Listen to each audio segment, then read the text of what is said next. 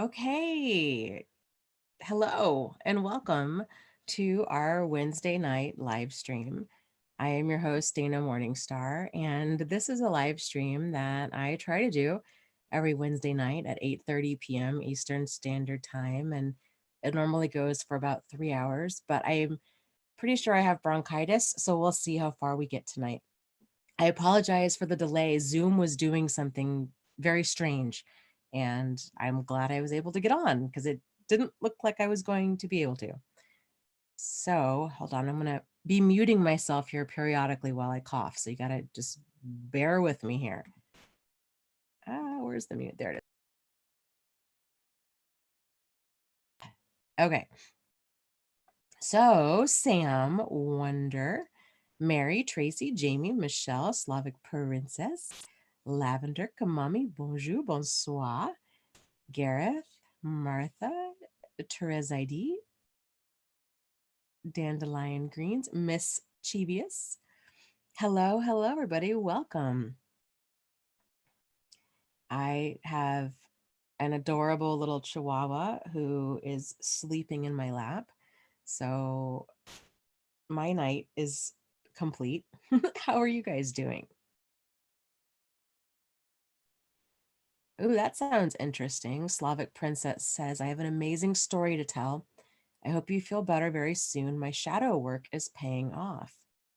That sounds very interesting.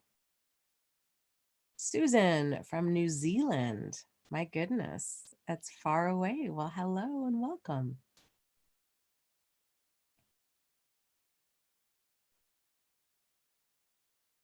Miss Manju, hello.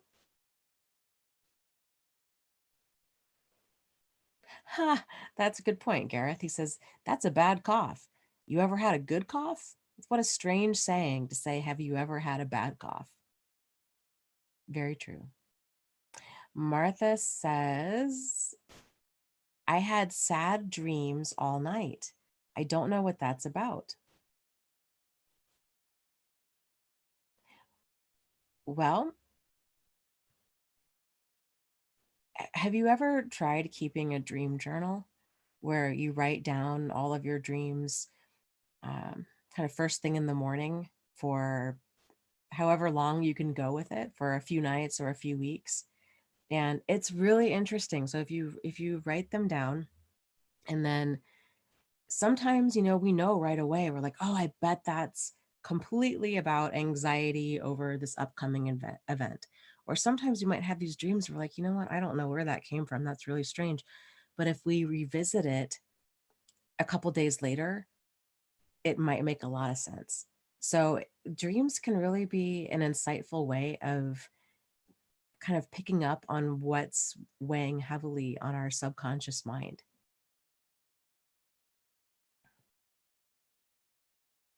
Wonder P says, I'm in a new healthy relationship after 3 years. Very good. I'll be curious to know, Wonder P, if you wouldn't mind sharing with us, what are some qualities about this relationship that you're in that you feel makes it healthy? I think other people could benefit from us having this conversation. Gareth says that he recommends a book called Lifespan by David Sinclair. He's a Harvard University professor, and wow, what a book. That sounds like a good read.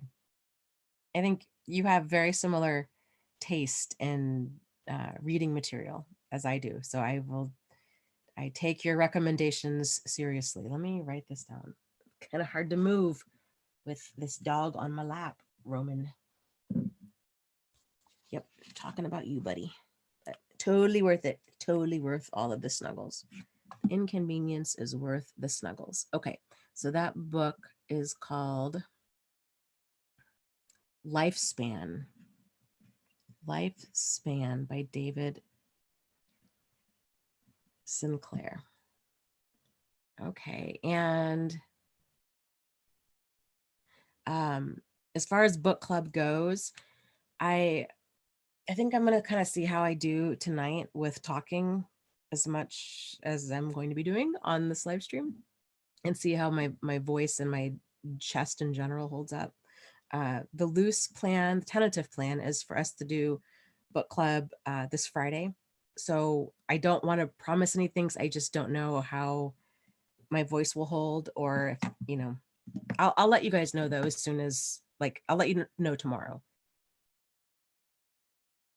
Let's see here. Let me scroll up. Martha says, I haven't tried a dream journal.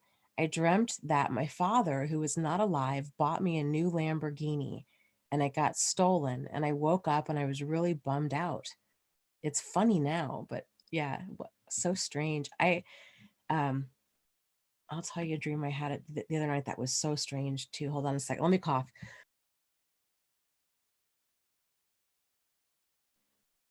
Okay.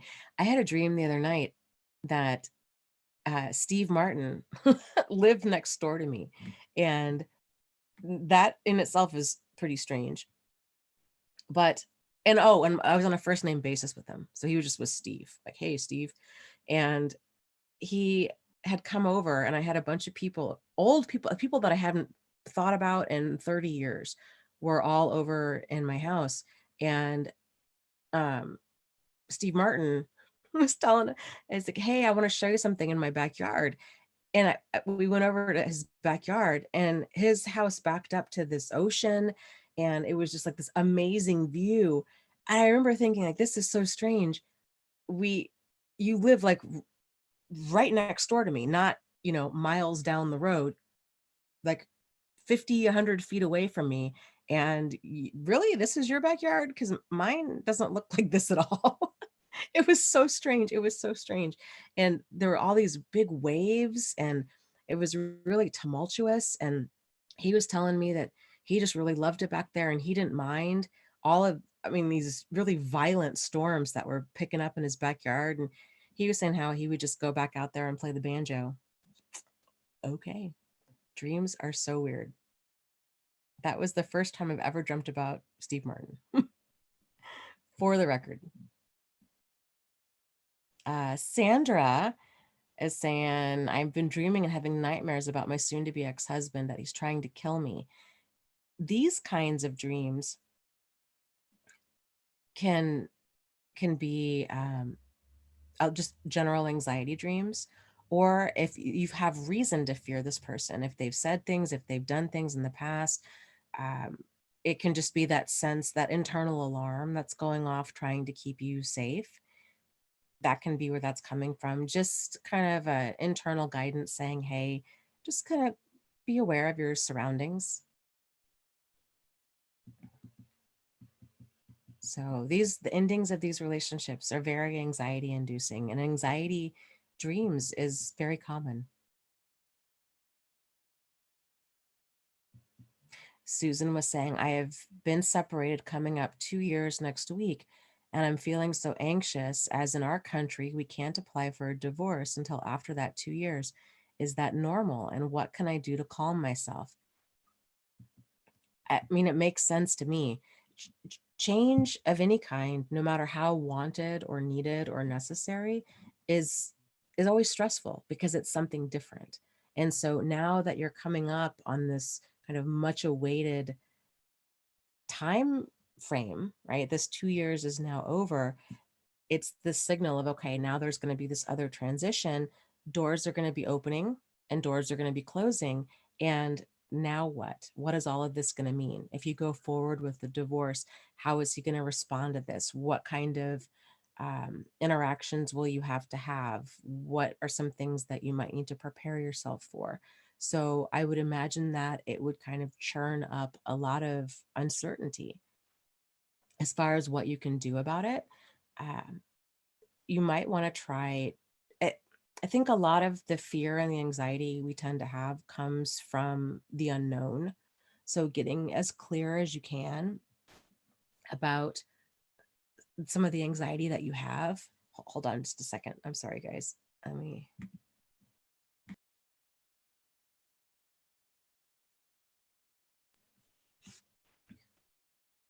Okay. So getting clear as you can about some of the anxiety that you have. So you might want to try writing down a list of, maybe you're anxious about, will he contest it, or will he show up, or will he become very aggressive, or um, whatever, any and all potential concerns that you might have, no matter how far-fetched they might be, anything that's even remotely on your mind, and just getting it all down on paper. And then it can help to kind of come up with some what if scenarios. Okay, like what if you were to file and he were to become very hostile and belligerent, or he were to start, because he's going to make himself into the victim in all of this. So what if he were to start telling people, how manipulative and unfair you are? Okay, how would you handle that? And start brainstorming some ways that you could cope with this, or handle, or flat out address it. So that way, if and when it happens, you have a plan in place and you're not so caught off guard by it. Another thing that you can do is, it's this technique called book ending, and it's basically getting support before and after a stressful event. So, for example, if you're going to be going to court, or filing papers, even, let's just start there with filing papers.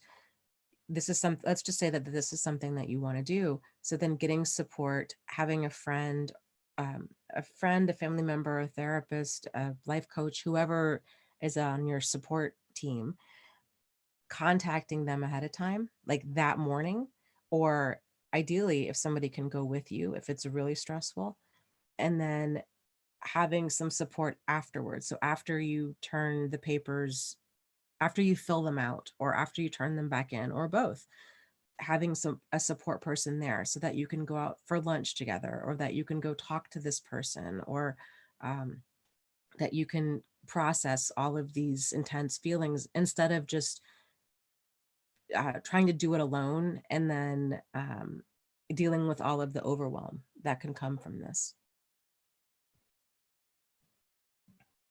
Okay, Wonder. Okay, thank you so much for sharing this. She says, okay, absolutely. So, some qualities that make this a healthy relationship. Number one, he is aware of and is patient with my recovery and struggles. Two, he encourages me to speak up when something is bothering me instead of holding it inside. And three, he provides an open and non judgmental environment to talk and respects my opinions and feelings. I love that. And so does Dandelion Greens, who says, thank you for sharing. Those are some really fantastic qualities of what make for a healthy relationship. Absolutely.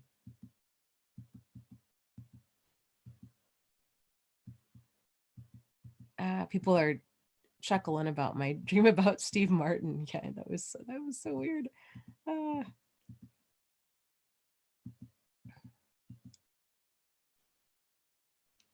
let's see.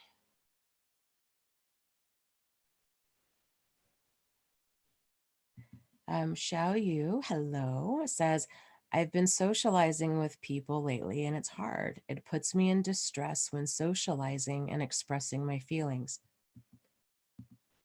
I crave interaction. I want to be around people and be kind, but when it happens, it makes me feel uncomfortable and I start pushing them away.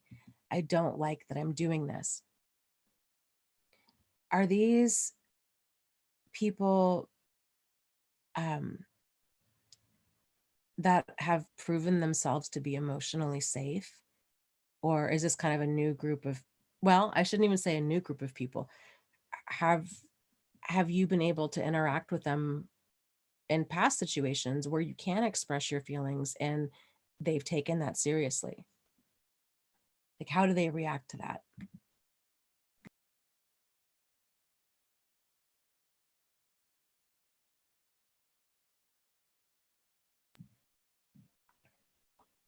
Because what what I see more often than not, because again, this stuff is not taught, is a lot of people, um, intentionally or unintentionally, don't know how to respond to the feelings of others.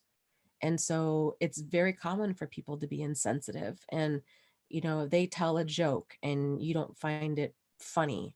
And you say, hey, I don't really kind of want to hear jokes like that. Or you open up to them and say, hey, this really um, hurt my feelings. Or, hey, I'm not interested in doing X, Y, and Z. And then they start pushing you into doing it. Oh, you're too sensitive. You're too emotional. You can't take a joke, this kind of stuff. And then we might leave those situations and question ourselves and think, well, is this right? Am I too sensitive? Am I too emotional? This is when we start doubting our perceptions of reality. Um, and so it's very common for a person to leave a situation like this and feel full of self-doubt and then get down on themselves because they think they're the one with the problem. Oh, I'm just too emotional, not realizing actually it's your friends, the quote unquote friends that aren't respecting your boundaries. Um, so for example, if you were to say to somebody, oh, you know what, please don't call me let's say they have a nickname for you and you say, you know what, please don't call me that nickname. Um, I just, it brings up bad memories, or it just, please don't call me that name. And they keep doing it and they start teasing you about it. These kinds of things, these are boundary pushes. And people are very quick to think, um, if we're not grounded within ourselves, it's very easy to give the other person the benefit of the doubt or to think that we're making a big deal out of nothing. When the reality is we're trying to set a boundary and that other person's not respecting it. And then we're getting upset with ourselves because we're wanting to distance ourselves from them, but we're not aware of why, because we're not identifying. We're still in that learning phase of noticing when we're being treated in a way that we're not okay with. There's a whole evolution of awakening into really realizing, hey, you know what, that's a boundary for me. I don't care what that other person's intentions are, or what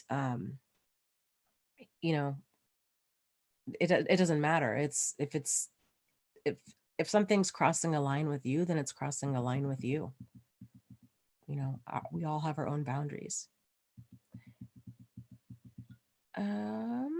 Let's see here, let me scroll down. Xiao Yu says, I'm afraid of saying the word no to people. Can you talk a little bit more about that? What is the fear? What is the fear of saying no? Is it that they'll leave? Is it that they'll get upset with you?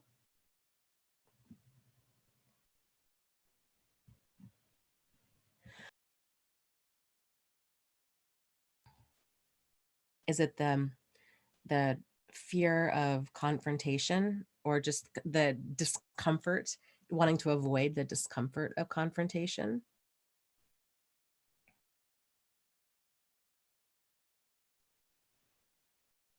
Mm, very cool. Slavic Princess says, I was in tears the other day after recognizing how my completed shadow work had enlightened me as to how much self love I can truly have.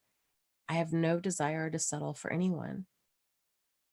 That is huge. Congratulations. That's beautiful.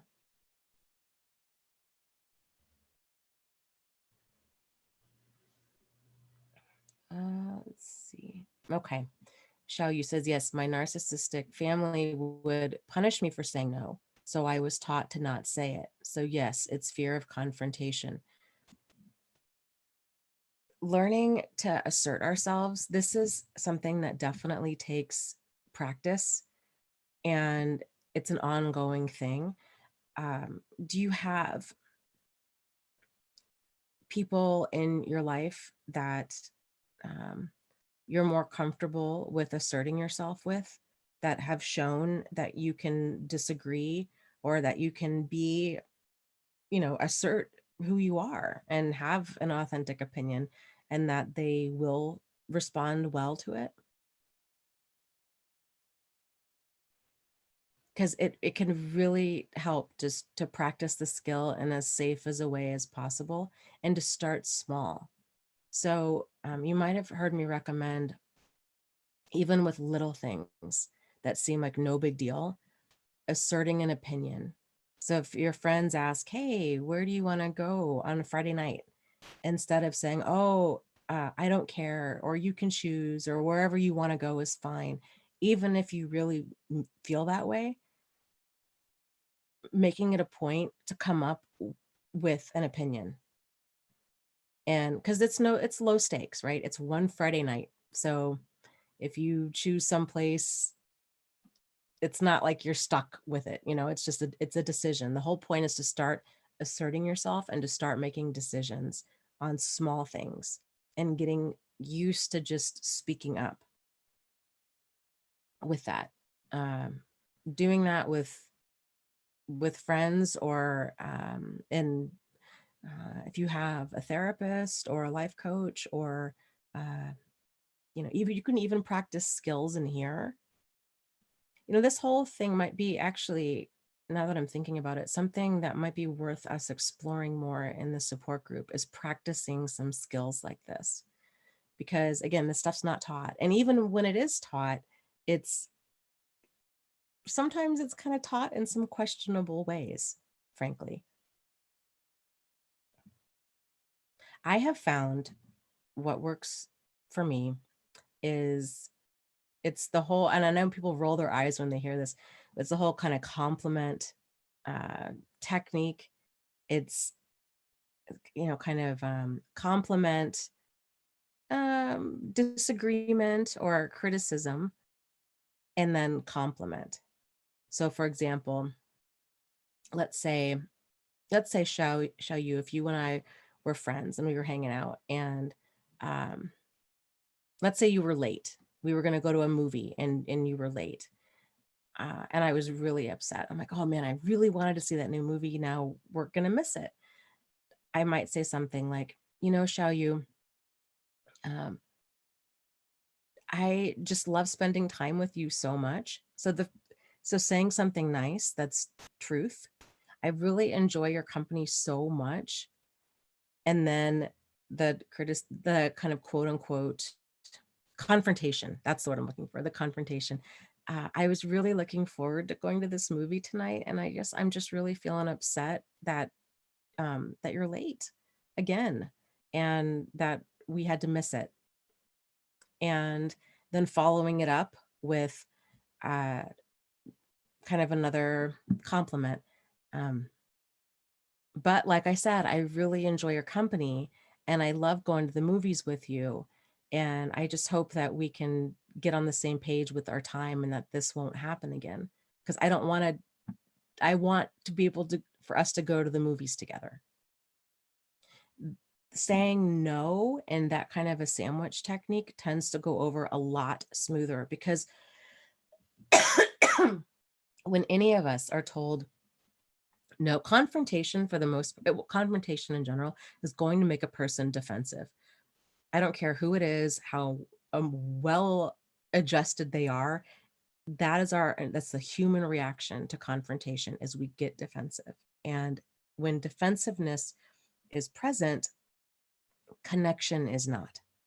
Because when a person's defensive, we're more focused on our response and defending ourselves than we are with listening and kind of seeking to connect to the other person. So if we can start learning to assert ourselves in that kind of a way, it helps other people. I feel like that's just a tactful way to be assertive, frankly. Um, it's a good first step for people that are unused to it, and or that are not used to it. And um, when you role model this enough times with friends, they'll realize, oh, I I can talk to you about what's going on or my frustrations. And that this doesn't mean that we have to fight, doesn't mean that we have to give silent treatment or yell, or that we have to wait until things are really bad, that we can just bring it up. And then it's just, it's resolved. It's a non-issue.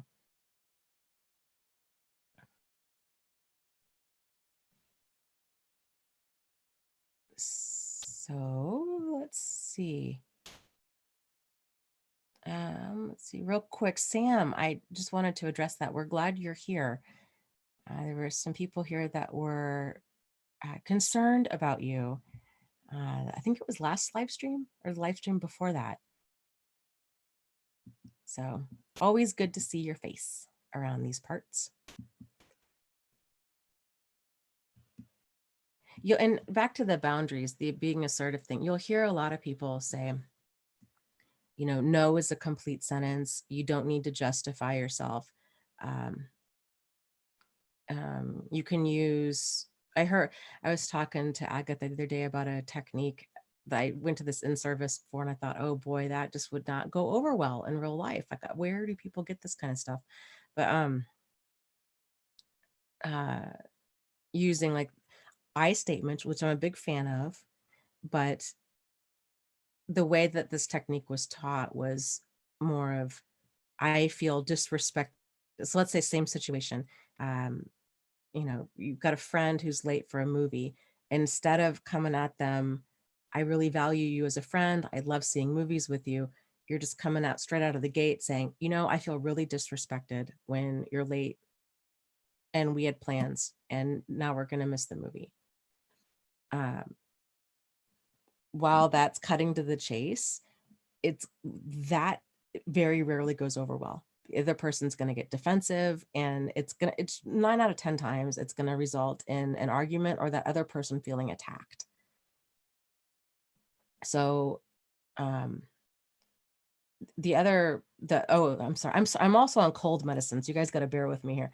My brain, the little hamster's running a little bit slow on the wheel here.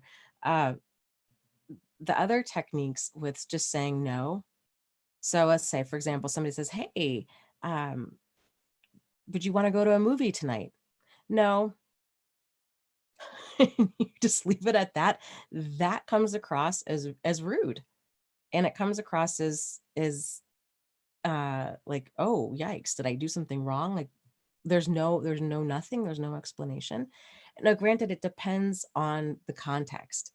If it's a person, by and large, it depends on the context. If it's a person that you're trying to avoid and you don't want to engage with, yeah, you can absolutely shut that conversation down. But if a friend says, hey, do you want to go see this new horror movie with me this weekend? I don't see anything wrong with just being a little bit more tactful and just saying, hey, no, I cannot handle movies like that, and giving a little bit of an explanation as to why, because then they're not wondering what is it about that, they're just not wondering, did I do something wrong, whatever. A few sentences clears up any confusion. And then what was the other one? Saying no, or I think it was this, you don't need to justify, and you don't need to justify, but I also don't think there's anything wrong with kind of giving some context as to why something isn't okay. That's kind of my take on boundaries. Okay. Let's see.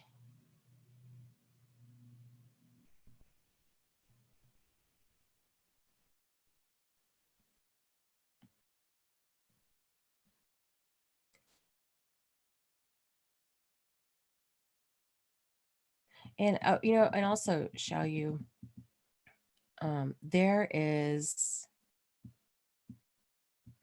a concept, and I am not 100. It might be her name. I'm saying this correctly, Michelle Chalfant. I believe her YouTube channel or the podcast is called The Adult Chair, and I don't know if this is her concept or if she got this from somebody else, but I think it's just nothing short of brilliant, and I love the way that it's phrased. Basically, it's the difference of sitting in the adult chair, which is it's kind of this healthy, well-adjusted adult self that's in the driver's seat. And we could also look at it as, if we're not, if we're not in the adult chair, then who's in charge here? And it's oftentimes it's our wounded child self. And so when we're afraid to set boundaries, it's because we're not in that adult chair. And lots and lots and lots of people struggle with direct confrontation. I still do. So it's like I said, it's a process, you know. Um, but it can help to think of it like that, and then to dig a little bit further, be like, okay, if I'm, what is the fear? What am I scared of? And if it's the wounded child, it's generally, I'm scared that they're not going to like me. I'm scared that they're going to be mean to me. And I'm scared that they're going to leave. And hopefully our healthy adult self can realize, okay, well, you know what? If they're mean to you, you know how to handle a situation like that. And you can get some distance from them, or you don't have to be friends with people that are mean to you. Um, you know, if they're, you know, if they mistreat you, or if they do leave, then if they leave because they're not getting their way, well, then they're not really a very good friend or a fair weather friend. So having that healthy adult part of you kind of step in and talk to that wounded child part of you can help things to make a lot more sense.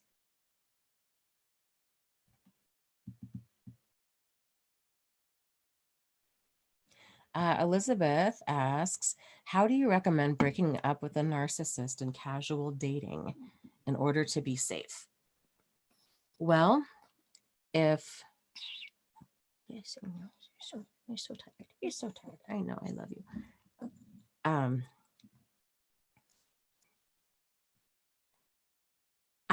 It helps to not, just in general, to not make it about the other person.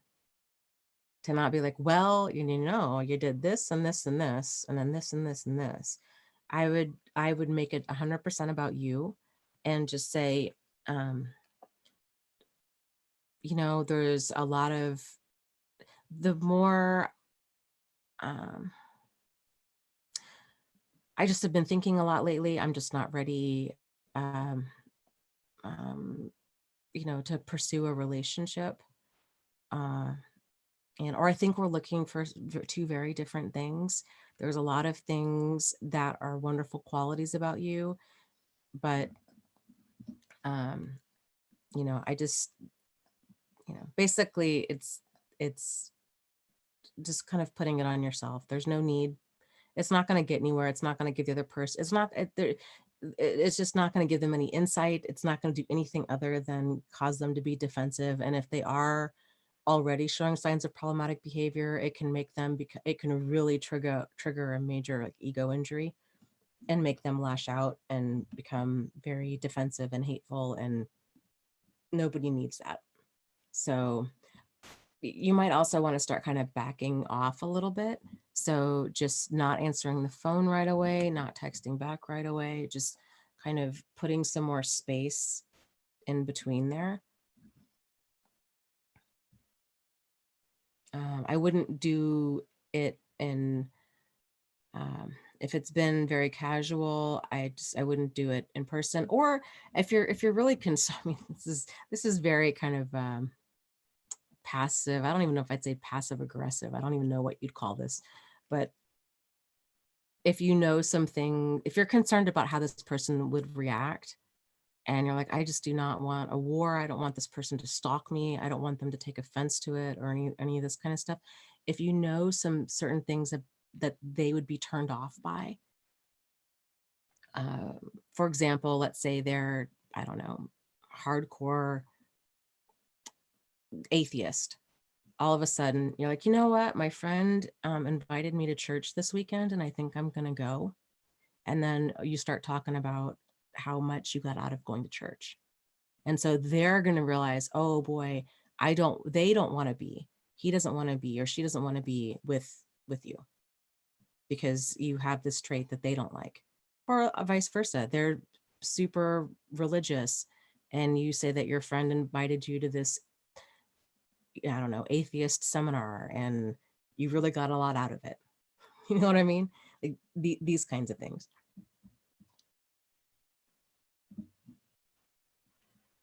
Oh, I'm sorry, Jack.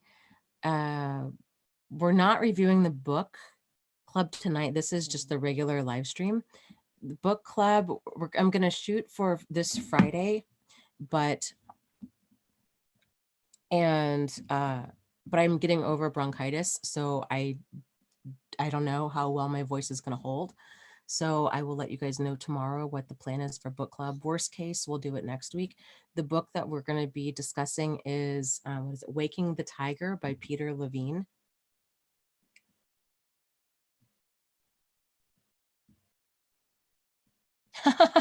Hugh says, "Hi, Dana. Would you like my recipe for caramel covered onions to send to your narcissists?"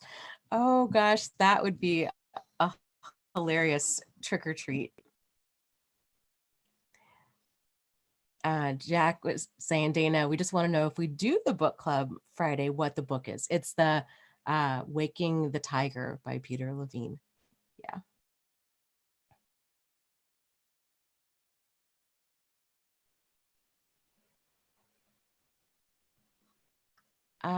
Joanna says, "I'm a lesbian and my ex spent weeks with me like we're rebuilding us. And then she started ignoring me because she's been seeing a man, but a man as well, but she has an issue with me seeing anyone else intimately. Why, if she doesn't want me?" Because that's what they do. It's like a little kid that has a toy. Even if they don't want it, it's mine, right? They just declare everything mine, mine, mine, mine, mine, mine. You can't have it, it's mine. If somebody else starts playing with it, they just freak out. That's mine. It's a territorial, it's an emotionally immature response. And it can be really scary, that level of obsessiveness and possessiveness. It's not uncommon for people that are controlling like that to even go on as far as getting remarried and having children and still stalking and insisting that they're going to hurt. If you move on, if I catch you dating anyone, I'm going to hurt them or I'm going to hurt you. That's not uncommon.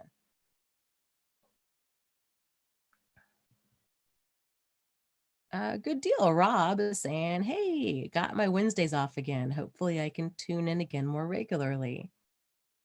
Great. We're glad to have you.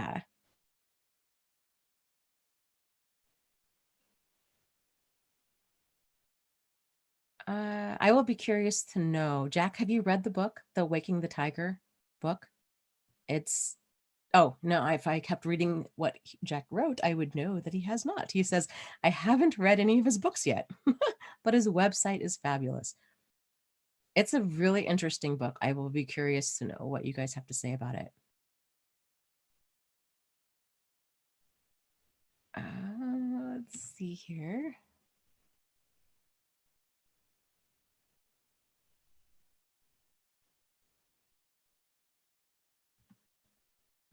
Let me scroll up.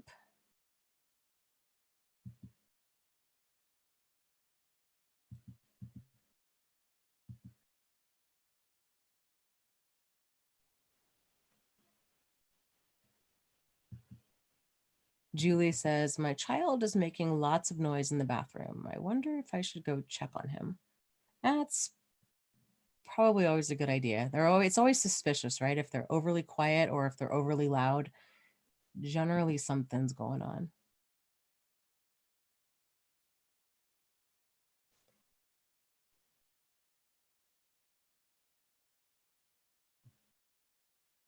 Let's see. Anthony was saying post-traumatic narcissistic stress disorder should be recognized officially, the same as PTSD, as it's real and scientifically proven. They've had to eventually accept PTSD. A petition is needed. Well, Anthony, what you're describing in large part is covered under the I guess you'd call it subcategory of PTSD. It's called complex post-traumatic stress disorder.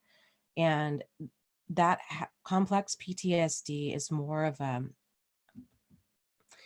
generally it's an umbrella term, but it's over abuse, different forms of abuse that are longer in duration, whereas PTSD tends to be more of an event. So you, for example, a person might get PTSD from a car accident or from war or some sort of horrific event, whereas complex PTSD, it can be from being abused emotionally, bullied emotionally, verbally, physically, you name it, as a child or as an adult. So it's that long standing trauma.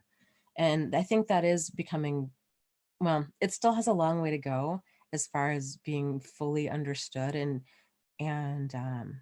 the I guess just awareness that really needs to be out there of what it is. But it's um, yeah, I think the more these conversations are had, the more awareness that we all do. I think we'll be at a very different place. I know this, people are like, this is a ways down the road, but I think really within the next handful of years, we're going to be at a very different place. So I think that's exciting. I know it's a long time for those of us that are, for people, especially people that are fresh out or that are on that healing path. It can feel kind of discouraging, but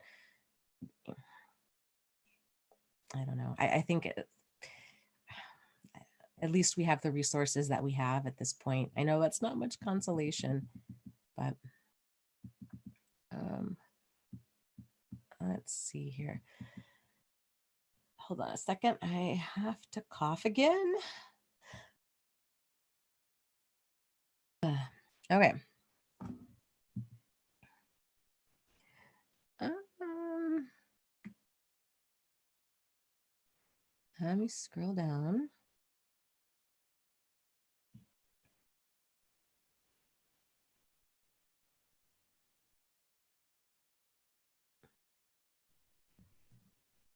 I agree. Salon says having accurate diagnostic terms paves the way for better treatment and recovery. Yes, absolutely. Because there's a process. So you have the assessments, like information gathering, right? And then the assessment, and then you have a diagnosis of what does all of this information mean. And the diagnosis then guides the treatment plan. So and a diagnosis with, especially with mental health, this can change, but it's a starting point at least to say this is kind of what's going on with this person, and these are the symptoms that we're going to address, and this is how we're going to treat them, and then setting some therapeutic goals. Like that's kind of the therapeutic process in a nutshell. So yeah, it's limiting if there's not that um if a mental health provider or anybody, a life coach, whoever, isn't is misinterpreting what they're seeing, and they're seeing it as, oh, this is a relationship issue, and it's an abuse, it's a power and control issue, or this is a trauma issue, then right away the assessment's off, everything else is going to be off. So it's a huge issue.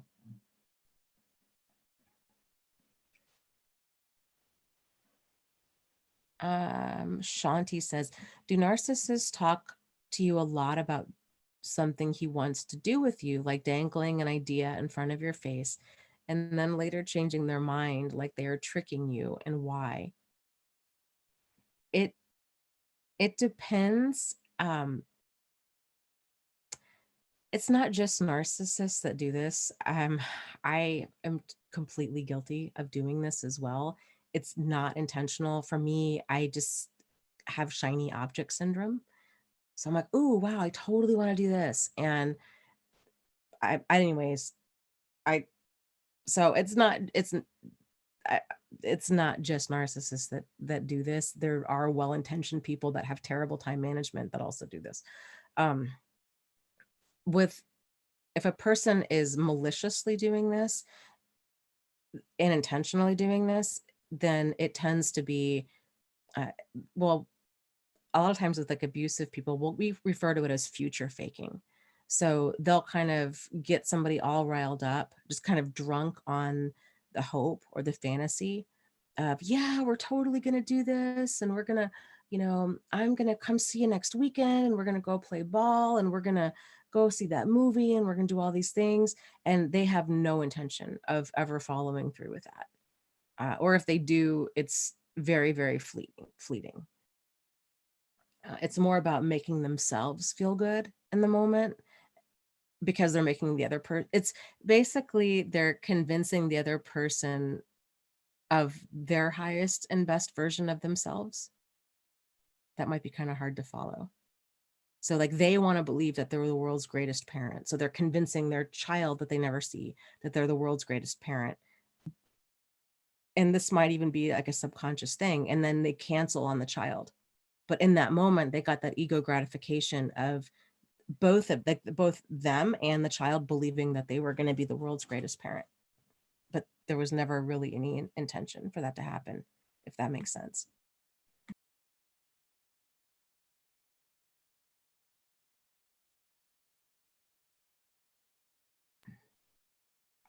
Okay.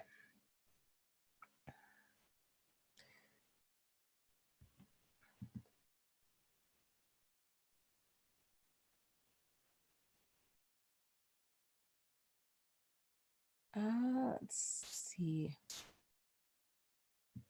Yes, I agree.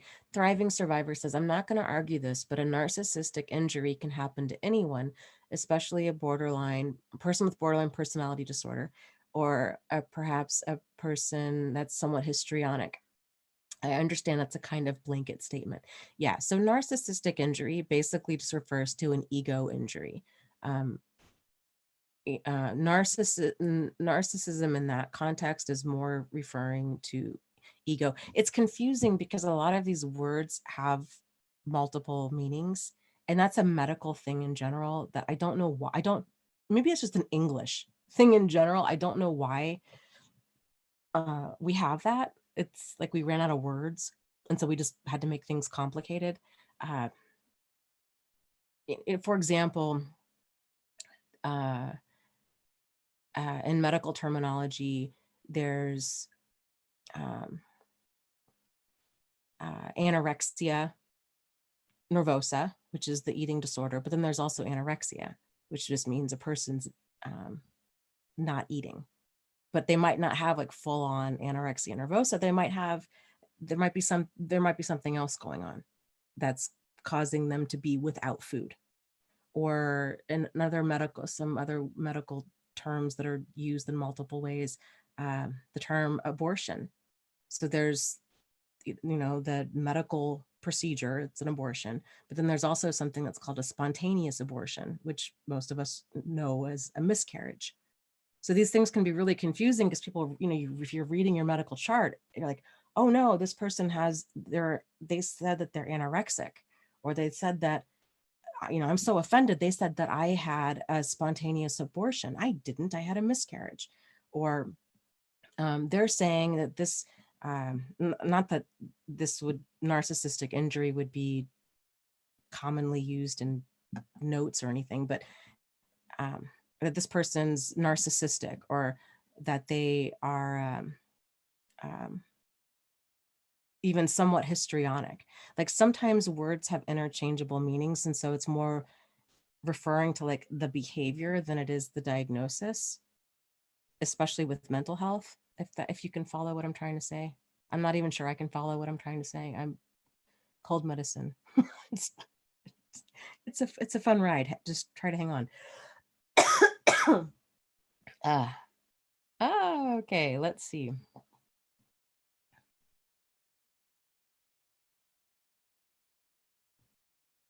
And same thing too with the terminology narcissistic abuse.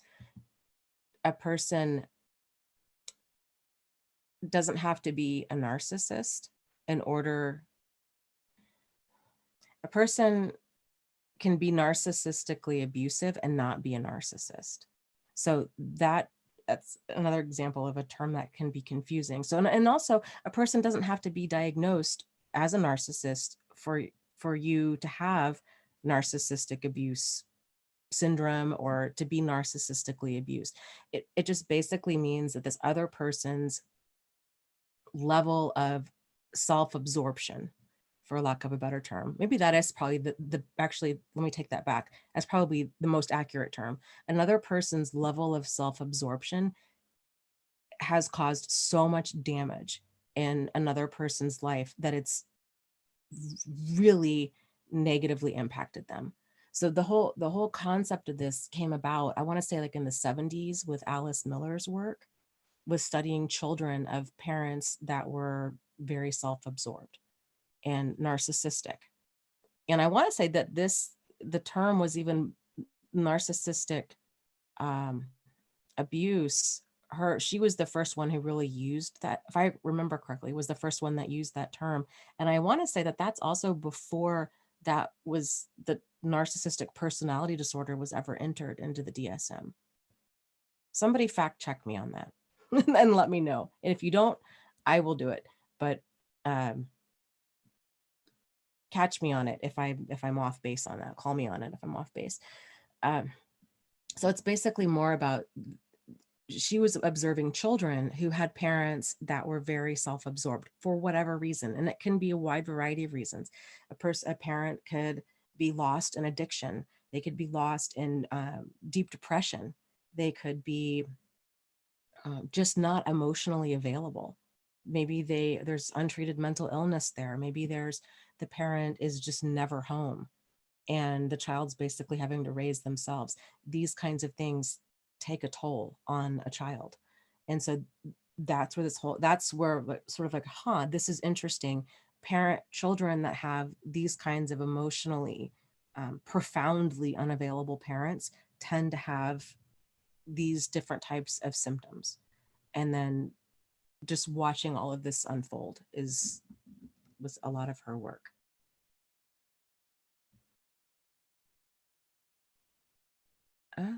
Cha. Let me scroll up here.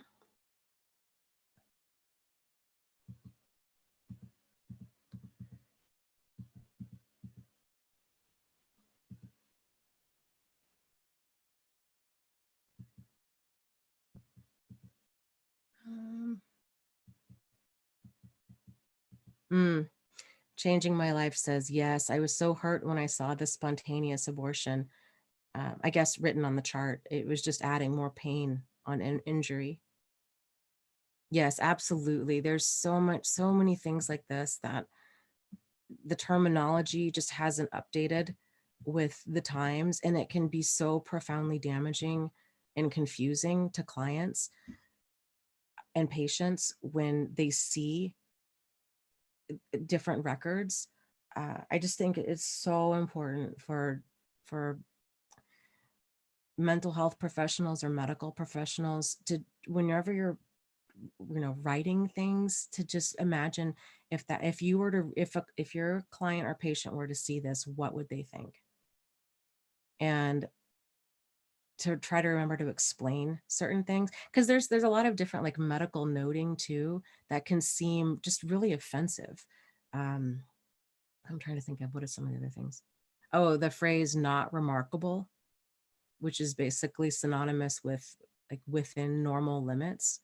So they might say something like, this person like the patient's intellect is not remarkable, or there's nothing remarkable about the client's appearance.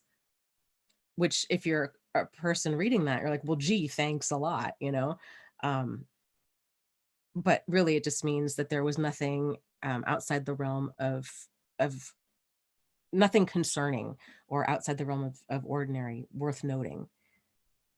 But things like this, it's just, why is it phrased that way? Okay, Elizabeth had made a comment and I can't not find it. Where did it go?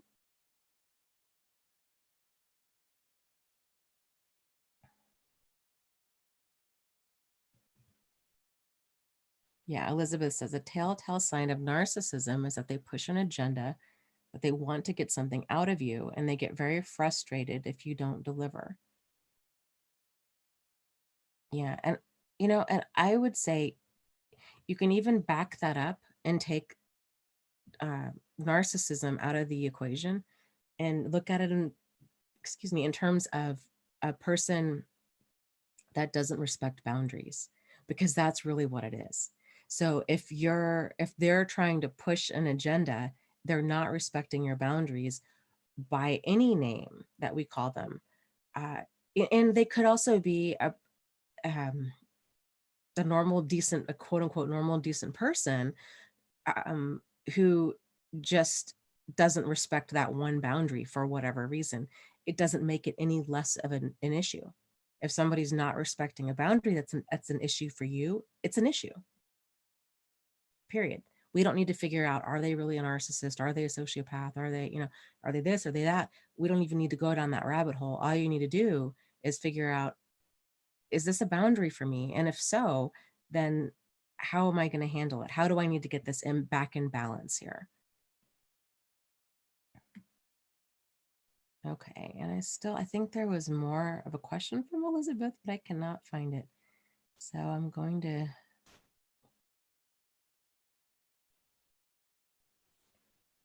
scroll, scroll, scroll.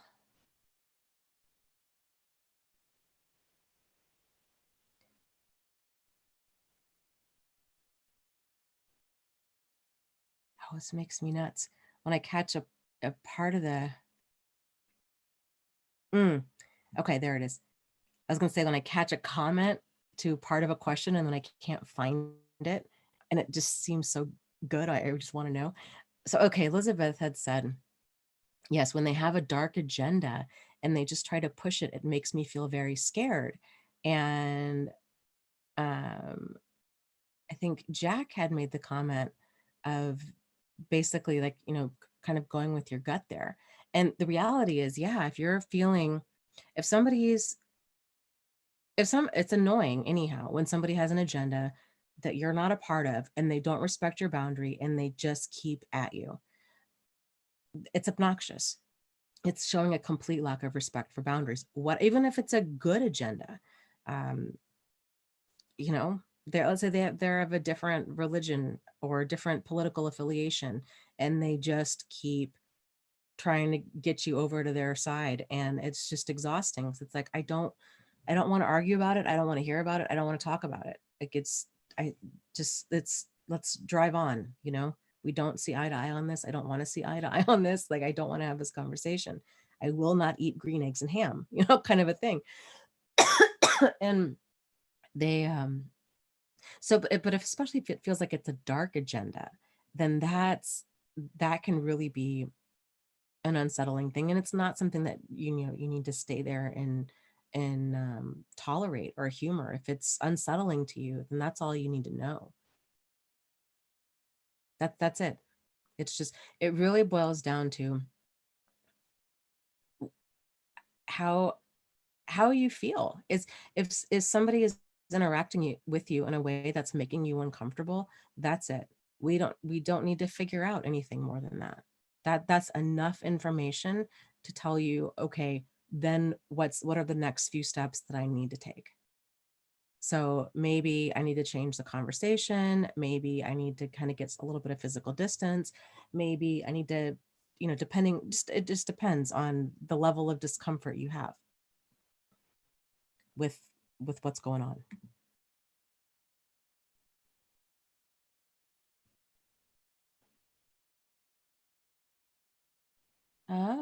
Okay, that's a good question, Shanti. Hold on a second. I have to cough real quick here.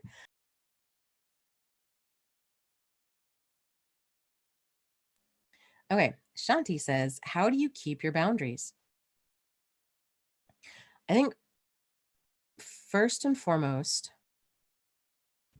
is, it helps when you're around people that have shown that they are team oriented and that they value you and they value your boundaries. And here's the thing with boundaries. Nobody else knows where everybody's boundaries are different. So nobody knows where your boundaries are unless we make them known.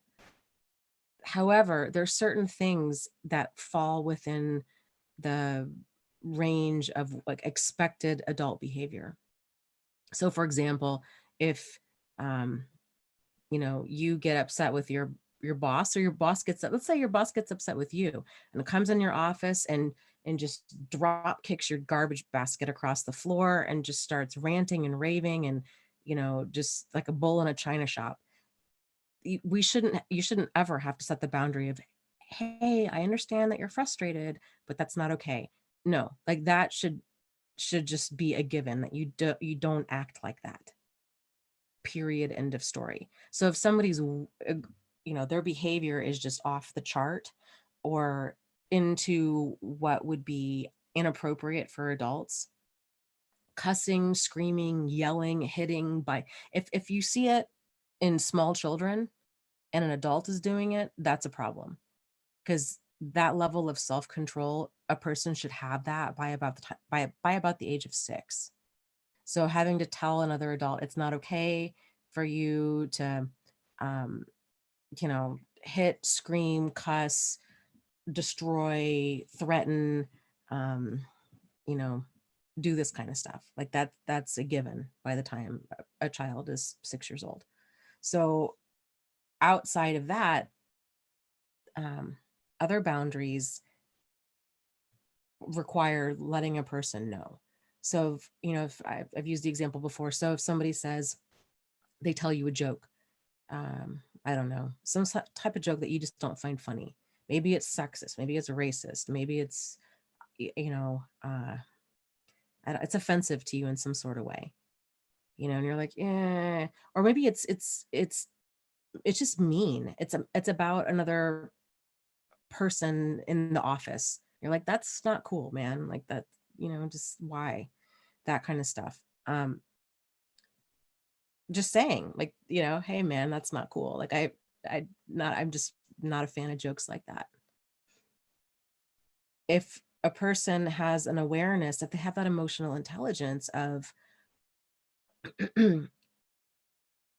and that respect for you, they'll be like, oh wow, man, I'm sorry, I thought it was hilarious, I totally didn't mean to offend you, you know then they don't tell you things like that anymore.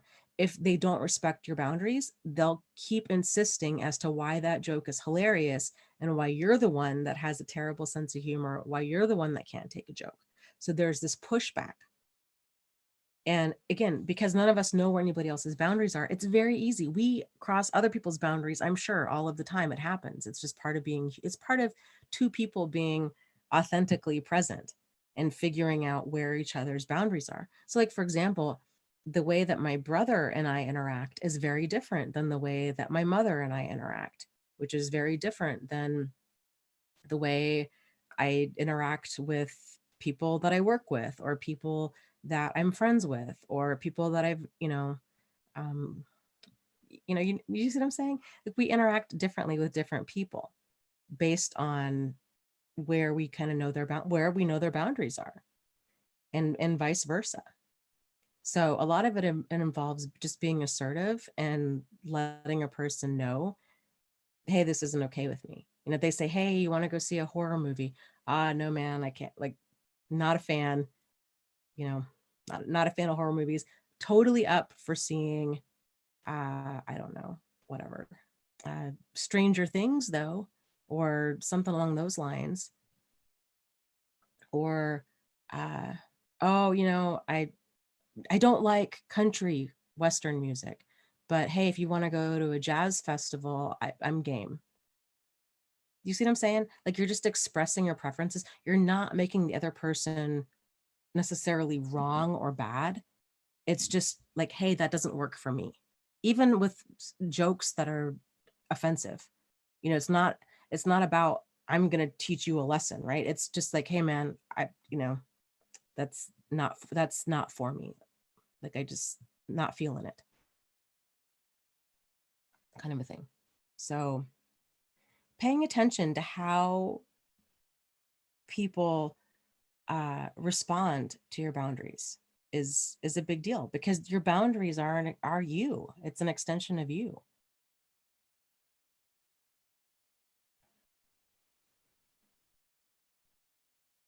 And it's not only narcissists that step right over these boundaries. This stuff's not taught, and a lot of people don't know how to handle this. I had a situation earlier today where it was um, two people, and like in this office setting, and one was, I'm trying to change this circumstances of it um, on the fly here. Um, it was just basically one person wanted something their way. The other person wasn't okay with it. And they're like, hey man, no, that's like, I can't do that. And the other person wouldn't let it go, and then began teasing them about it. Oh, what, you can't do this? I can't believe you can't do this. Oh, you think, and really getting riled up about it. And these things happen a lot. And the person that's not respecting boundaries oftentimes has a hard time understanding what they did wrong, because in their mind, they're justified for their be it's just it's the stuff's not taught, and it's a hard learning curve for a lot of people. This isn't to say that I would encourage you to go around like teaching other people this, because then that's just obnoxious when we're doing it in our interpersonal life. It really requires finding other people that are team oriented enough and that are personal growth oriented enough to be able to have these discussions with, because conflict and confrontation and disagreement in general, it's difficult, and people are going to be defensive. And Dora was saying, yeah, talking to a narcissist is like talking to a brick wall. Yeah. And JJ was saying, yep, sarcasm veiled as a joke. Yep. That's a big one.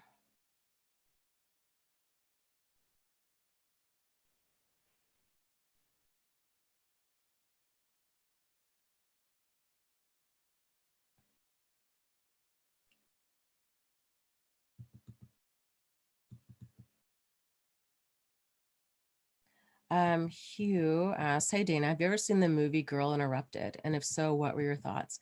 I have seen the movie Girl Interrupted. I was not a fan. I thought, it's based on a book, and I've never read the book. So I kind of am curious to read the book. The movie I felt was very, it was uh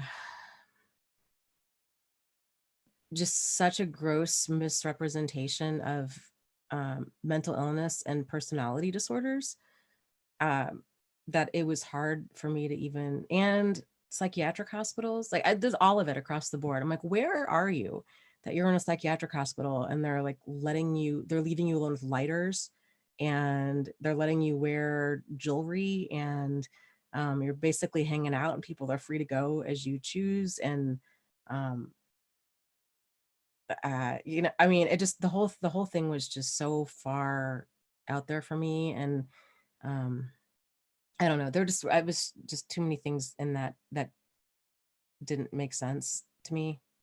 What did you think about it?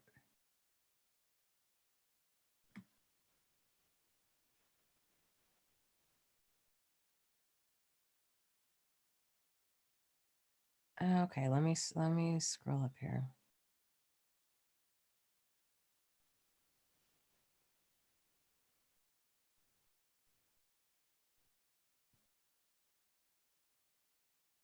Solana's talking about gut feelings, knowing, being intuitive.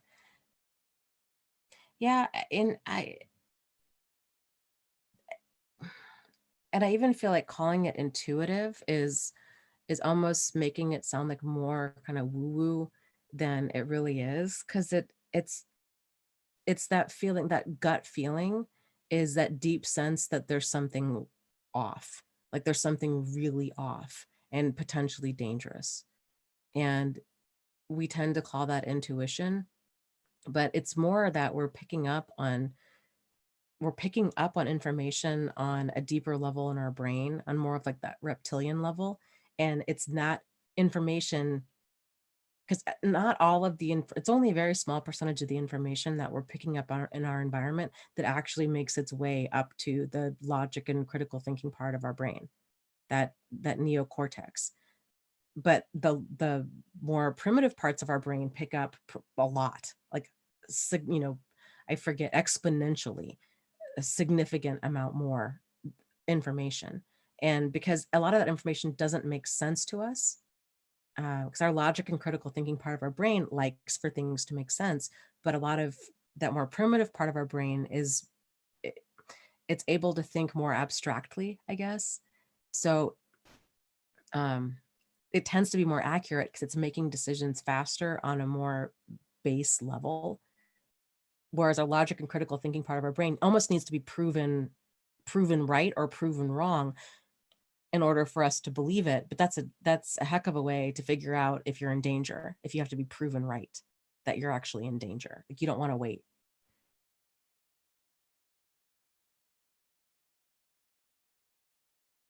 So let's see.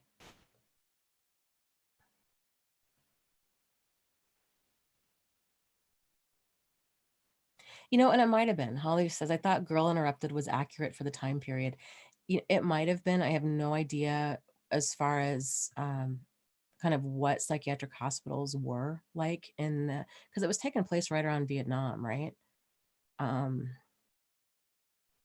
and what the hospitals were like at that time, or what even kind of diagnostic criteria was like at that time.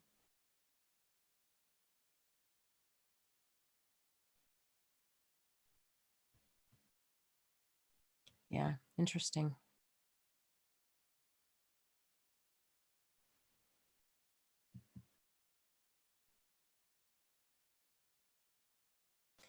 Martha says, I'm happy I'm in recovery because now I know it's CPTSD. Even if I actually do have borderline personality disorder, I work on my narcissistic traits and my borderline personality disorder traits anyways. And in therapy, I do. I think that is a really um, wonderful mindset that you have about it, Martha, because really it's all traits. And some of the main ones with borderline personality disorder, excuse me, have to do with fear of abandonment and emotional reactivity and impulsivity, which all also kind of go part and parcel with trauma. So if we can kind of back away, that I know these diagnoses can feel so heavy, it can just feel like a death sentence for a lot of people. But if you can back up a little bit and see them, okay, these are all human traits. Like, we all have these traits. There's nobody out there that doesn't have these traits. It's the degree and frequency that's the issue. And if there's an imbalance present, then realizing, okay, then the next step is to identify, okay, what are some of these behaviors that I have for whatever reason that are this imbalance, and what can I do to work on these? If you're, meeting with a therapist, if there's DBT, there's EMDR, there's different types of therapies out there that can work to getting these traits more imbalanced so your life starts working for you. Because after trauma, any it's completely normal and understandable that a person's going to be dysregulated emotionally, and there's going to be traits that are going to be imbalanced. It's part of it, because trauma is transformative, and it can be transformative, and often is transformative, and very disruptive, we'll say it that way, very disruptive ways. But in time, that disruption can lead to a lot of self-awareness and a lot of personal growth that we might not have realized we needed or wanted. So there's a lot of good that can come out of it. It's a hell of a way to gain that awareness. Okay, so let me scroll up here.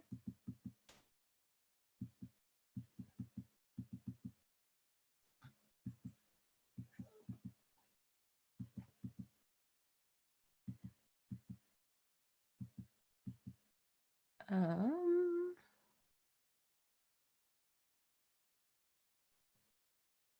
I think that's a great idea, Slavic Princess. She says, we should all share our victories so no one thinks anyone is putting themselves on a pedestal. Not only that, but I think it would be fantastic because so much of that part of the healing process, I think, goes unseen. And it can really be, um, it can instill a lot of hope for people that are going through the process of healing to just see where other people are in the healing process and realize, hey, yeah, there is life after this. And it can actually be really, really great. It can be even better than before. So hearing about the successes and victories, big and small, of other survivors, I think is a wonderful idea.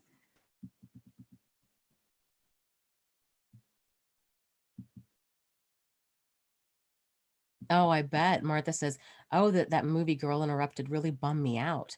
LOL. I saw it right after I was misdiagnosed with borderline personality disorder." Yeah, borderline personality disorder, it's a really broad disorder, and even if if a person is accurately diagnosed with it, when they see a lot of um kind of over the top portrayals of it, it can feel really discouraging. Or if they start reading about people that are very abusive, that have borderline personality disorder, it can really put them in this tailspin of, oh no, am I the abusive one after all? Was I the problem? Could I have done something different?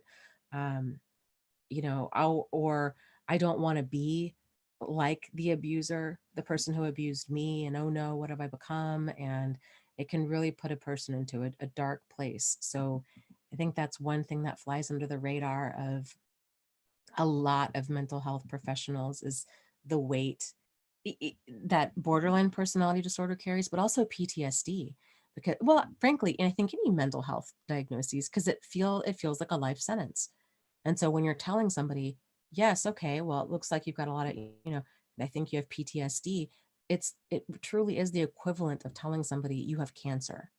And I really feel that it needs to be delivered in with care and compassion, that we would tell somebody that they have a cancer diagnosis, because that's a bomb to just drop on somebody. Any mental health diagnosis, major depression, bipolar, schizophrenia, uh, you name it, it's a big deal. And it can really cause a lot of depression in a person at minimum. Okay, let's see.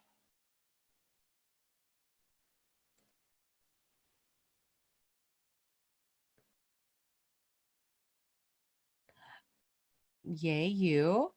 Metamorphosis says, hey, just tuning in. Successes. 1 year and 4 months. Therapist thinks I'm turning a corner on my CPTSD. I'm dating a nice, non love bombing person for 2 months now. That's wonderful. And Metamorphosis says, I meant to say over a year, no contact. Uh, yeah, those are huge successes. Congratulations. Congratulations. Yes, and Bonnie says, "Oh, I love hearing other people's success stories. It gives me hope." So I would encourage you guys, could you, um, if you're comfortable, could you drop a victory, no matter how big or small, in either the comments or in the chat? And I think it just helps to encourage other people, kind of where you are in your healing process.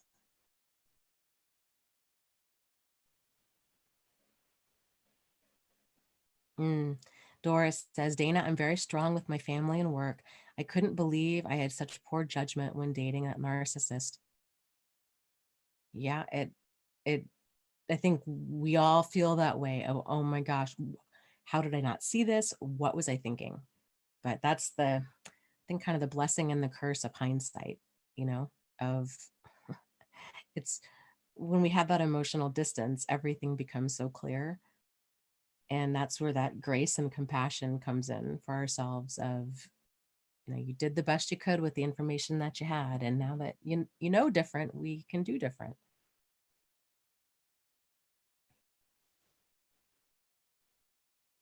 Oh, very cool. Doris says, I am 2 years and 3 months narcissist free. It is the best ever. That is wonderful. I'd also be curious to know, if you guys are making some comments about this, what have been some of the game-changing aha moments for you in your healing process? Please let me know in the chat or in the comments down below.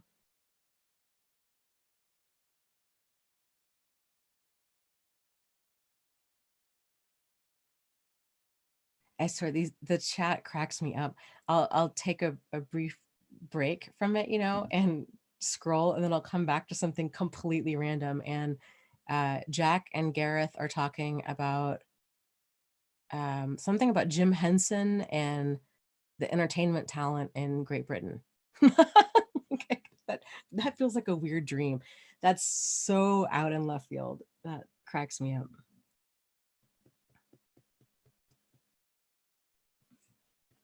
Sandra says, but isn't it common for a person to be frequently misdiagnosed as borderline personality disorder when it's really complex PTSD with new trauma? Excuse me. It depends. I mean, a person can have both. They can have complex post-traumatic stress disorder and borderline personality disorder, because a lot of the more like trauma, well, I get, you could make the argument that the vast majority of everything in the DSM, especially personality disorders, are all trauma, have their roots in some sort of unprocessed trauma. I mean, it's that rabbit hole goes so deep.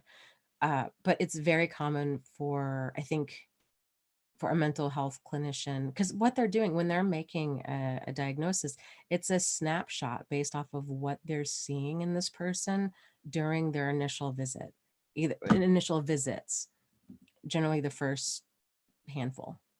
So it's, but because a lot of the symptoms with borderline personality disorder do tend to there's a lot of overlap there with trauma. So a person can be completely impulsive and emotionally dysregulated and have this incredible fear of abandonment and this very kind of quickly shifting moods and um, very black or white thinking. I love you, I hate you, um, you know, all over the place. It can be difficult to kind of sort out, okay, what part of this is trauma and what part of this is more of a long-standing kind of personality disruption, I guess, personality disorder, personality disruption. And so yeah, I don't know, it's that we're at an interesting time. But this is why, I guess this is why I think it's so important for us to look at personality disorders as it's traits that a person has that are just off balance, that are causing disruption in their life, whether or not they're aware of it or not. So with borderline personality disorder, generally the person's highly aware of it. Their life is, there's a lot of a pattern of unstable, sorry, little dog is heavier than he looks. Unstable relationships, and there's kind of a wide variety of things going on with them. But it's like anything else. Awareness is always the first step in moving towards a different direction.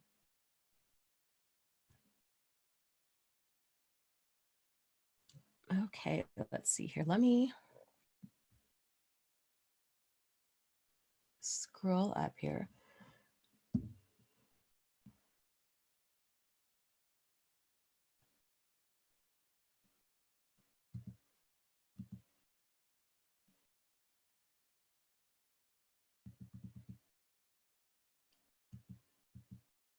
That's a very valid point, Dora. She says, once you finally get it, it's amazing what your aha moments are, and everything changes.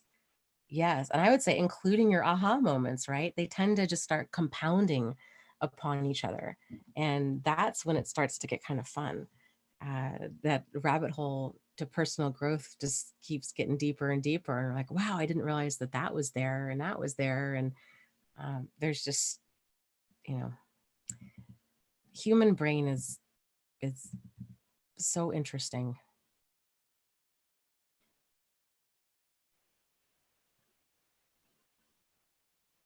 Sebastian is here. Welcome. Glad to see you.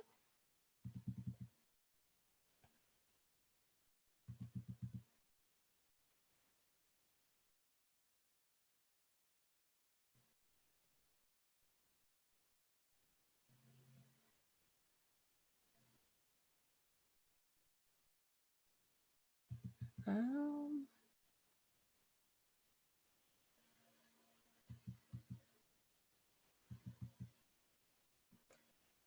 let's see. Scrolling up, scrolling up.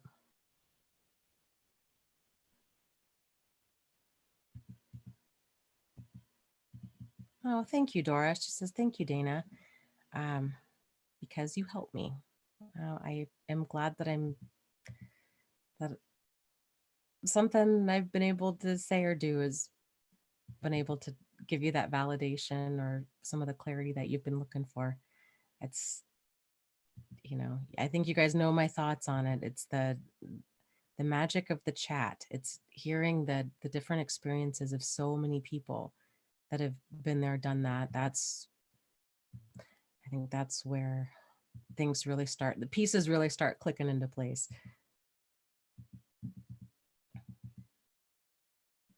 Okay, let me scroll down. I scrolled way too far up.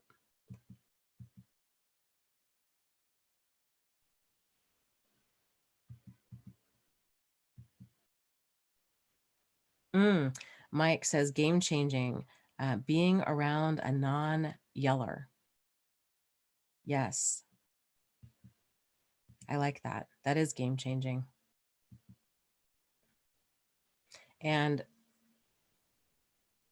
I'd say the next circle out from that is being around a person that's non-intimidating.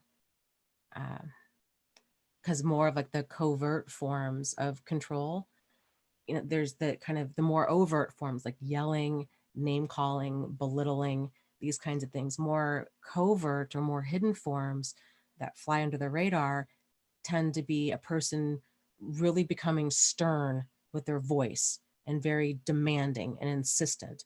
And the feeling that we tend to have when somebody speaks to us like this is we clench up, and it's just that feeling of intimidation, uh, and realizing, hey, you know what, I don't need that. Like, I don't need to feel intimidated in uh in relationships. Like, that's I'm not a child, and I don't want to be talked to like that. And even if I was a child, I don't want to be talked to like that. It's just not okay to be talked to like that, period. So, oh, very cool. Changing My Life says, I managed a year without him. He said I would never make it and swore that I'd never win. I got sole custody last month. Congratulations. That is a huge win.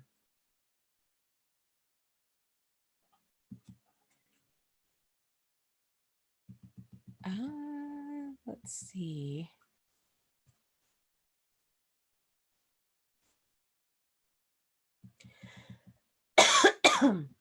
Sebastian says, actually, being positive about finding true love another time 1 year later kept me happy, but now I am worse off now than after that first one left me. Hold on a second. Let me get this little dog here. Come here.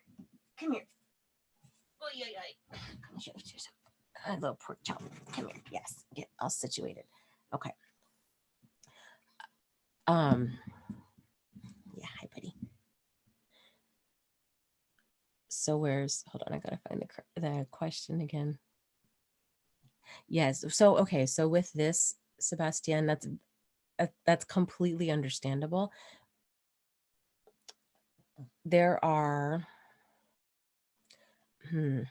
a lot of lessons. There's a lot that goes into healing, and it's so much more than just not feeling emotionally devastated. I was in a very similar situation in my own life. After the first relationship, very similar. Okay, this was a fluke. This was terrible. I just need to heal. I still believe in love. I just got caught up with this awful person. And then I got caught up a few years later with another awful, awful person who was full of deceit and lies and chaos and manipulation and just ridiculousness. And it was so profoundly devastating to think that this could happen twice in one lifetime.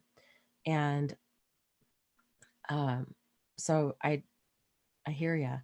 Um, the Some of the big takeaways that I've had from that, and from I think a lot of people have as well, is that healing involves more than just not feeling suicidal or just not feeling emotionally devastated. A lot of it has to do with truly learning how to trust your judgment, how to uh, love yourself, how to what that means, not just from like a cliche point of view, but learning to value yourself and your energy and your emotions and your time, and learning what boundaries are, um, what boundaries, standards, deal breakers, learning what all of that kind of stuff is, and how to um, just implement that on a regular basis.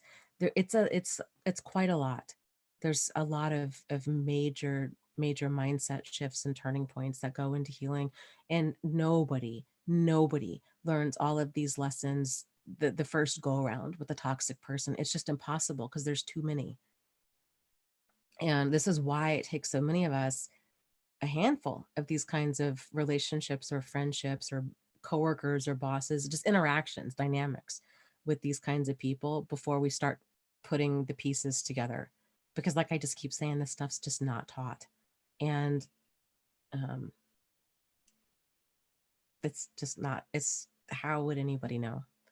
So, uh, so yeah, but I think you're on, for what it's worth, you're on the right track. Like you have think about where you are today versus where you were 6 months ago, with the insights you have, with where your understanding now is, with boundaries and standards and deal breakers, and knowing, getting grounded enough in yourself that you know when something is nourishing for you and you know when something is draining for you, and that you know how to respond accordingly when it's time to kind of get some more distance, when it's time to potentially assert yourself, um, learning how to build appropriate trust with other people.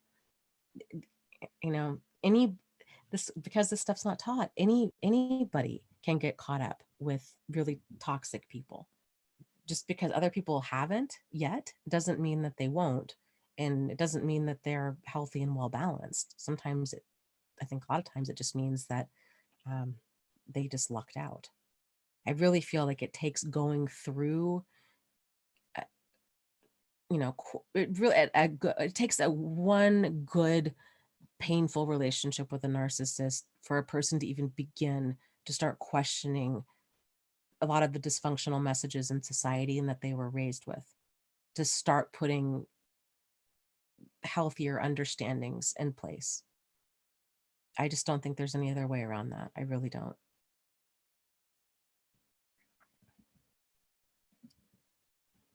Oh, you are so cute. Can you guys see this?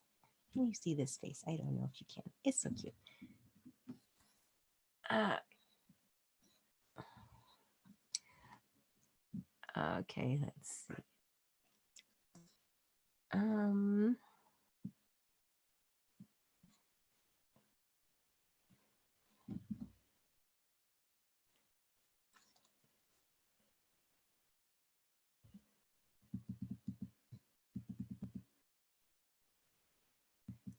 see, metamorphosis says, how do you deal with insecurities with a new partner?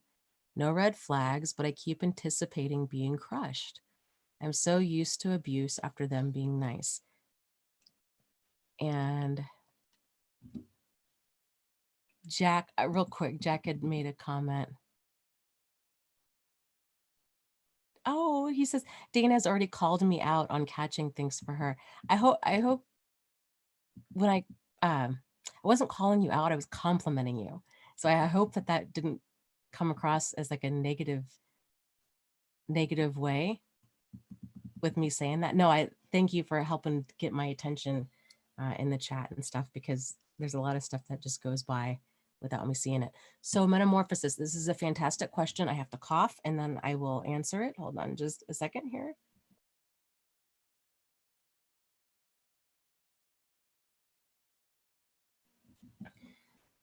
Um, okay, how do you deal with insecurities with the new partner? No red flags, but I keep anticipating being crushed. I'm so used to abuse after them being nice. I think it depends on, well, okay, I guess here are my thoughts on that. There's going to be times, if there haven't been already, there will be times in this relationship where there's going to be differences. There's going to be hurt feelings. There's going to be confrontation. There's going to be disagreements. There's going to be the um, kind of, what would you call it? Agitation that's present when two people are authentic in a relationship. So there's just going to be some of that kind of boundary navigating, I guess, where you're trying to figure out, where do I start and end, and where do you start and end, and how do we feel about this, and expectations. There's this negotiation phase of a relationship. That's when the relationship starts actually getting real. It's when it gets out of that idealized stage. So after there's a few of these conversations that are had about um, hurt feelings, or hey, this didn't sit well with me, or I don't know how I'm kind of not okay with this one thing, or so it's learning to conflict, having conflict uh, addressed and handled and resolved maturely. And I think another great way to handle that is back to that whole concept of the adult chair. And again, I think this, I know her show is called this, but like I said, I don't know if this concept comes from her or not, but it's brilliant. Michelle Chalfant, and I don't know how to spell her last name, but I think it's Chaulfant. I could be way off on that, but I'm pretty, I'd put $10 on it. I'm not going to go much more than that.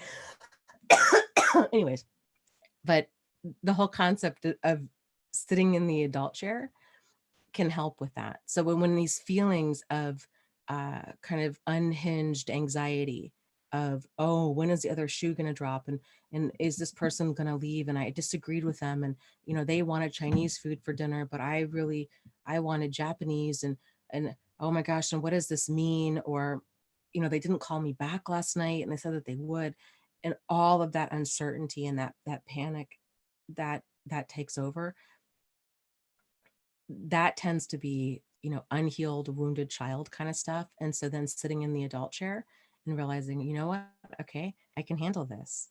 I can handle this. And I'm going to address this with them. And I'm going to handle this maturely and calmly and solutions oriented. And we'll see where this goes. But like, let's not catastrophize this. Let's not take this to a point where we're not eating, we're not sleeping, we're terrified that they're going to leave, because that's a lot of that wounded, kind of wounded child or wounded adult within us.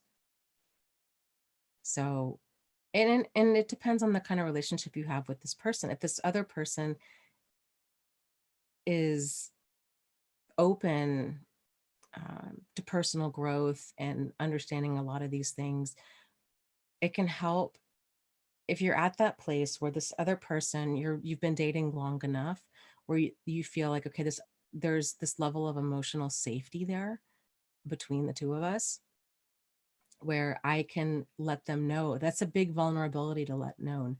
I'm terrified. I have some unresolved abandonment issues. I've had, maybe you had a parent who wasn't around or who would be in and out, or excuse me, or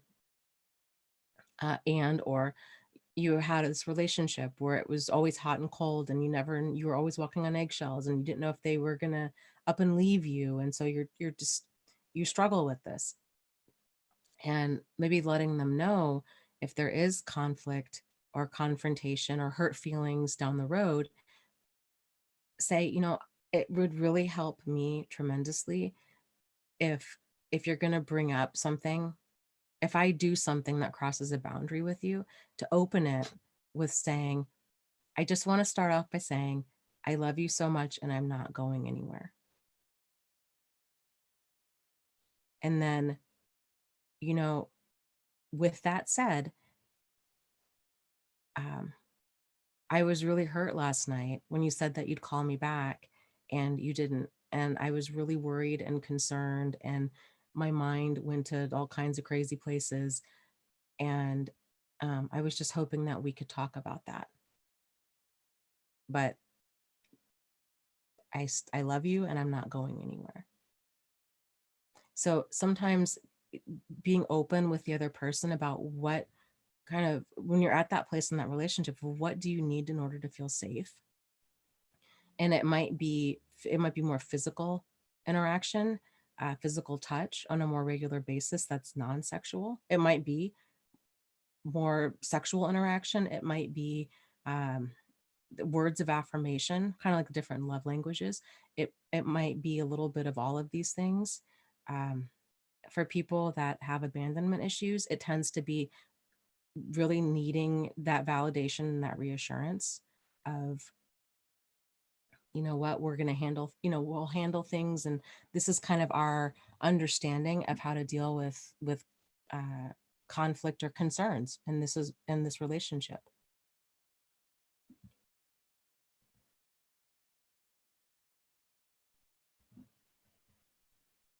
Okay, let me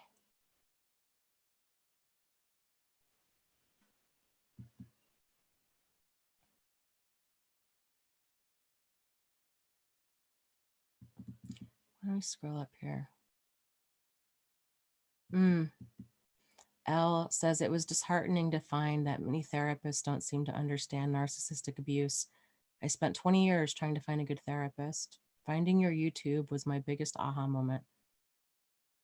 I Well, thank you. I'm glad that my YouTube channel has been so helpful. I agree. It's really frustrating that there isn't more, I think, training and just awareness in general surrounding abuse in general, but especially emotional and psychological abuse, because it's an epidemic. It's a huge, it's huge. It's a huge, huge problem. And I would say it impacts every single person, at least to some extent. I don't know if anybody kind of gets through this life without experiencing some degree of it. And it's either in their family or in school, or a family member getting involved in an abusive relationship, or bullied, or some sort of abuse like that. So it's a big problem, and it's really frustrating when you're trying to get help and the helpers don't know what's going on. I encountered a lot of that myself, and it's one of the reasons that I started all of this, because it's like it should not be this difficult to get clarity.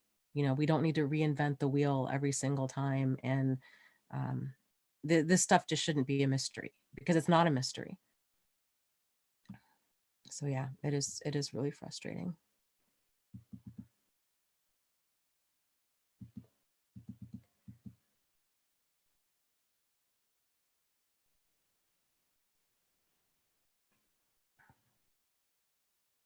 Okay, let me scroll up.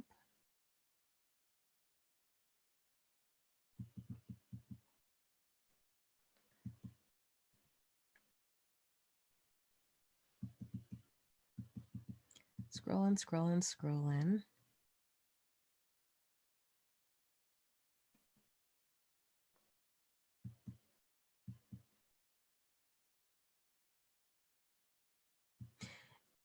Yes, Carol saying learning to risk having conflict with the person begins, ironically, helps build trust. That is helpful. Good. I'm glad. Yeah, it's that's truly how trust and emotion, that sounds so backwards almost, doesn't it? But that's really how trust and emotional safety is forged, is being authentic in a tactful way with this other person.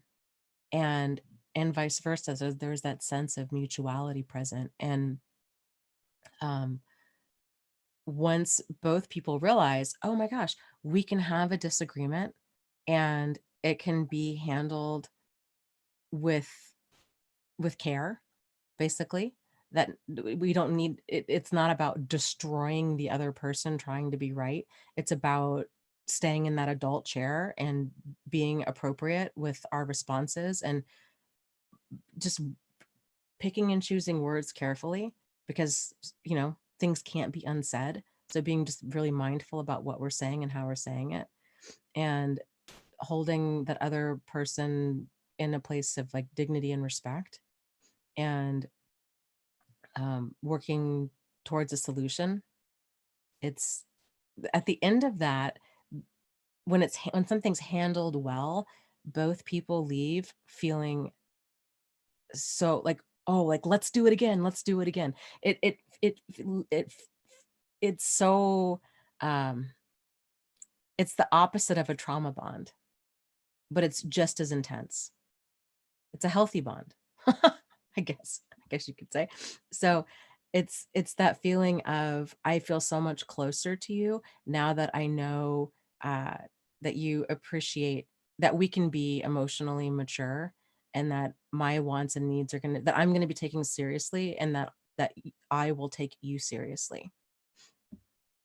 It's very rare, and it takes time, and that because again, this stuff's not taught. So when working with another person, and you're starting to date them, realizing, really kind of holding back getting emotionally invested until that negotiation phase of the relationship starts up, which is generally a few months in.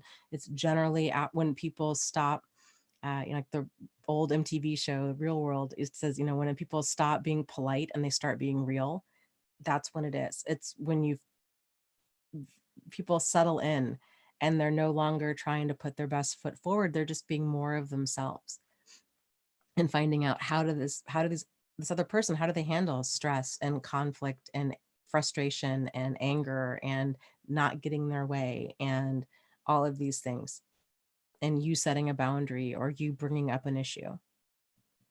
And if they don't handle it in a way that you like, that's still within, but that's not within like deal breaker, it's not like your egregious level of deal breaker behavior, but it's like, wow, I didn't, um, I it really upset me when, I didn't hear from you for 24 hours, or um,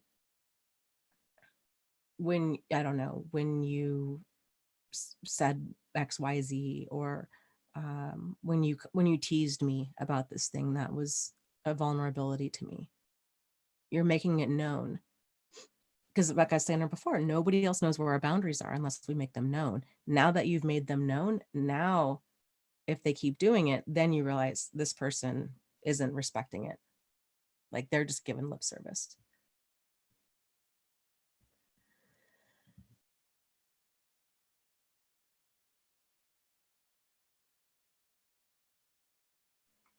Okay.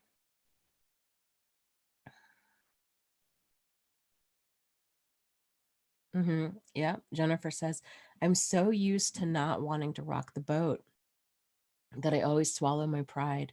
whenever conflict starts with somebody I'm dating or I'm in a relationship with. Yeah, that's very, very common. It takes time to practice becoming uncomfortable. And it's a lot easier when we know that I guess the boat can be rocked and it doesn't mean that it has to tip over. That we can still disagree and things are still going to be okay. Sort of like if you have a close friend. Hold on a second. Sorry.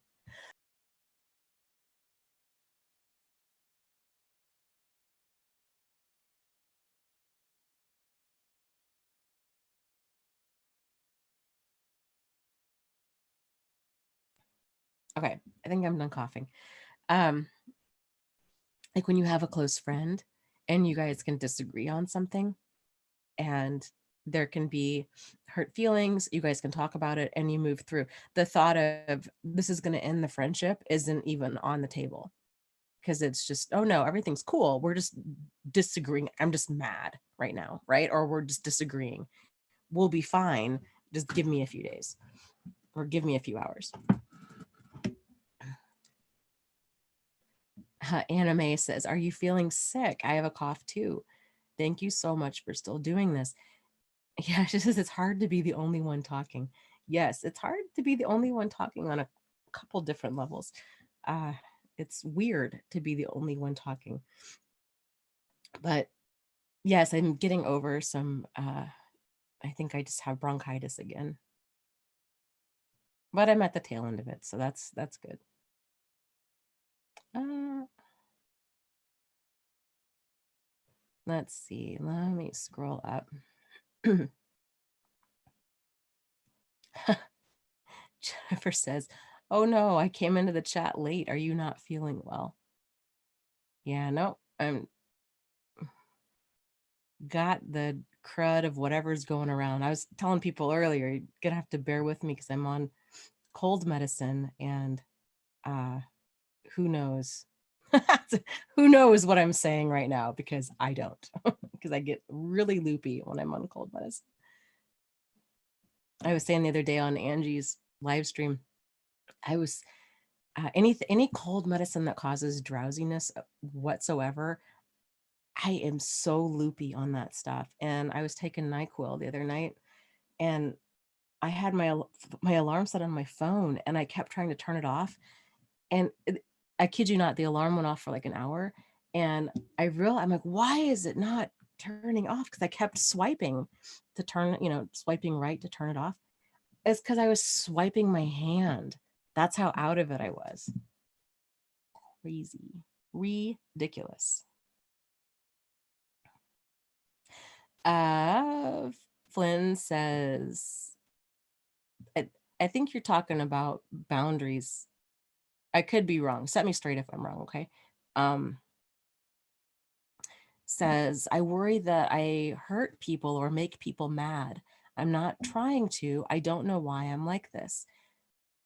Well, and here's the thing is, okay, but then what if you do? Because that probably will happen, right? We might hurt somebody's feelings. We might make people mad. Both of those things happen, and that's okay. It's not. It's more about then what. That's the game changer. So if you did hurt someone, you said something hurtful, um, uh, or did something hurtful, or you made somebody mad. Okay, well then how would you handle it? Odds are, if you're concerned about it, you would be accountable for it and you would own it. And if you were well intended, then just saying, wow, I am so sorry. I did not think about what I did not intend for what I was saying to come across like that. I can understand how it did come across like that. And I'll definitely make it an effort from here on out to not say something like that again, or to not do something like that again. Like I value you, or I value our relationship or our friendship, and definitely don't want to hurt you or make you mad. So, but there's a difference with the, let me back up with the making people mad kind of thing. Because sometimes, if not sometimes, if we're being assertive and if you have opinions that differ from other people's, we all get upset when people have opinions that differ from our own. We all go around thinking we're right. And that's just how human beings are. We're wired to think that we're right, or if it's just how it's just human nature. It's part of why we avoid cognitive dissonance so much. We need our thoughts and actions to line up, and it causes us a great amount of stress if it doesn't. So we do things because we can justify doing them.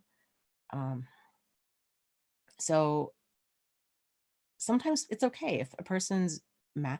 There's a difference between like being assertive and a person just being upset. I guess it depends on why they're upset. If you were tactful, if you set a boundary, then so be it. Then they're upset. Like we can only do so much, and it's not about walking on eggshells. It's about kind of, just holding your boundaries.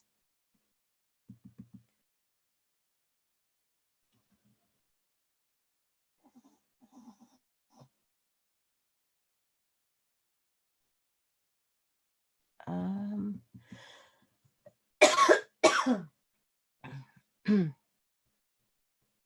Sorry, hold on a second here.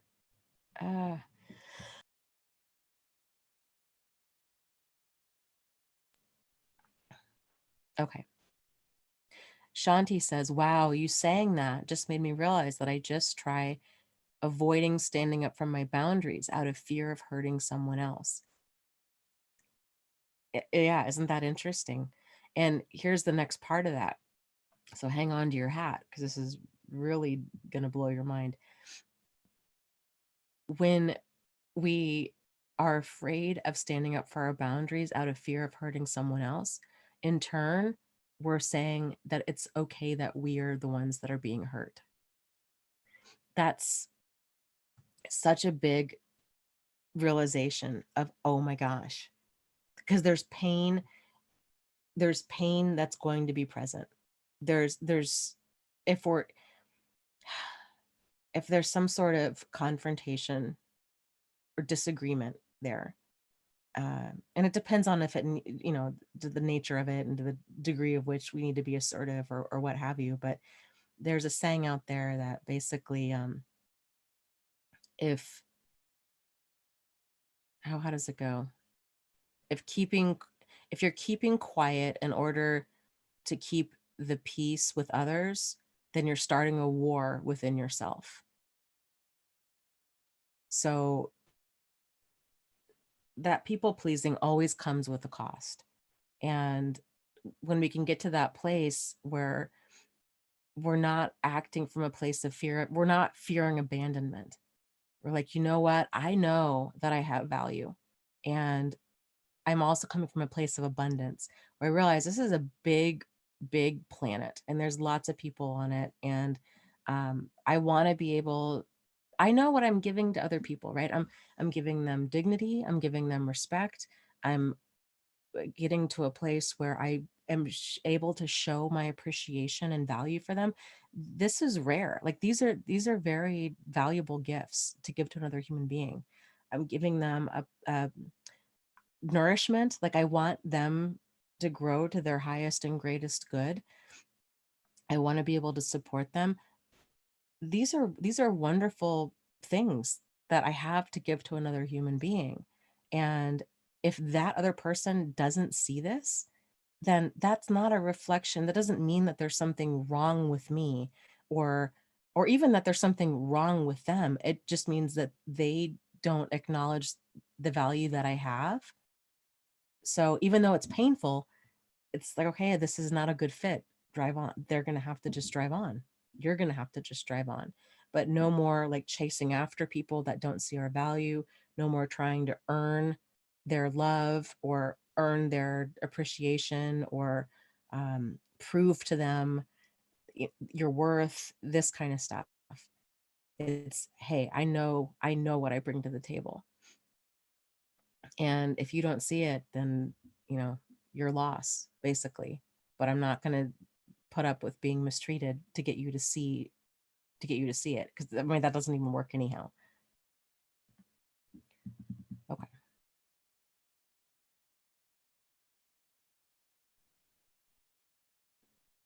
Let's see.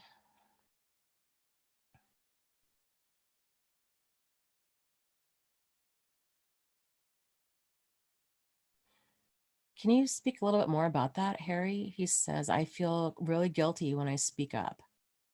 So bad. I have this dangerous stress response. What kind of stress response is it? Is it like a fight, flight, or a freeze? Here's the thing too.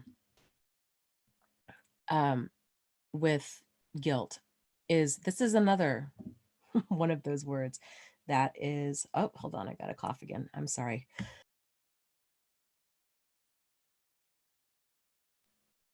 Okay. Uh, so many of the words that surround um, healing, I guess, and emotional health are also they're confusing because a lot of times they have more than one meaning. We were talking about this a little bit earlier tonight. The word guilt is one of those. And so hopefully us having this conversation will kind of untangle this a little bit.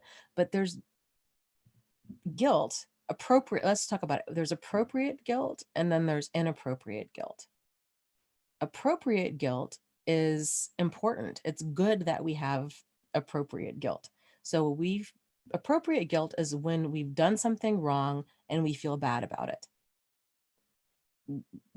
That feeling of guilt is good because it lets us know, hey, that's not okay. That's not who our kind but it's not, our moral compass knows when it's off, kind of a thing. It's good that we have that. Inappropriate guilt is when we feel bad when we haven't done something wrong. So inappropriate guilt covers quite a bit. Inappropriate guilt also covers what's known as survivor guilt. So that can be guilt. Let's say, for example, a person grows up with a really just difficult, we'll say difficult, we wouldn't say abusive, just difficult, demanding parent, and they have a younger sibling.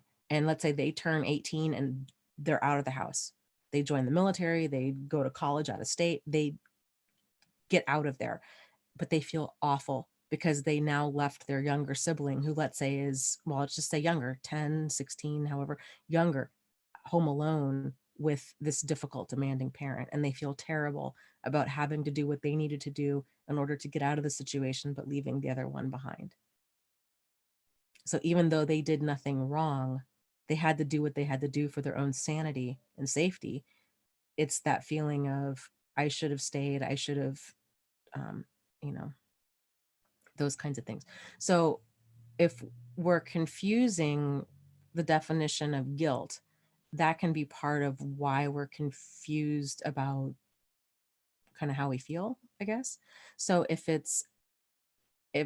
you're having guilt for asserting yourself or for setting boundaries, then odds are it's inappropriate guilt because you're not doing anything wrong. You're just saying, hey, this is what I'm okay with. This is what I'm not okay with. Oftentimes when people talk about feeling guilty for kind of rocking the boat or speaking up, it tends to be, they're not, what's really going on is they're not feeling guilt. They're feeling that other person's hurt. They're taking on that they're over identifying with that other person's emotion. So for example, let's say your boss says, hey, I need you to work this weekend, and you're like, oh man, I can't, I've got this softball tournament, and your boss is like, oh, okay. And then you feel bad because you're like, oh no, my boss is going to be here all this whole weekend by himself doing all this stuff. And I feel terrible about this. I really want to be here and help out and this, that, and the other. We can look at that and say, you're entitled to have a life. It's okay to have, your weekend and all of these things. And, but it's that over identifying with this other person's emotion. And oftentimes for people that have grown up in a dysfunctional family, they're very, very, very in tune with the emotions of other people. And oftentimes, here's where it gets even weirder, is we're projecting our own unresolved hurts onto other people. We're assuming that that's how they feel. So we might be reading all of this into it. Oh, my boss is so hurt. He's going to have to be here all by himself this whole weekend. And oh, that's so sad. He's going to be so lonely. He's going to be so overworked. This poor guy. And really, we're over identifying all of this. He might not even be thinking any of that at all. He might be thinking, oh, it's great. I get a whole weekend, good excuse to get away from the kids, or to just, be up at the office and clear my head, or who knows? We don't know because we're not that person. So anyways, just some things to think about when it comes to different emotions, that um, feeling guilt is good if we're feeling guilt for the right reasons. But if we're feeling guilt for setting boundaries, there's more going on there. And that's inappropriate guilt. And it's worth digging into. Okay. Does that make sense? Oh, yeah. That is an excellent point, Elizabeth.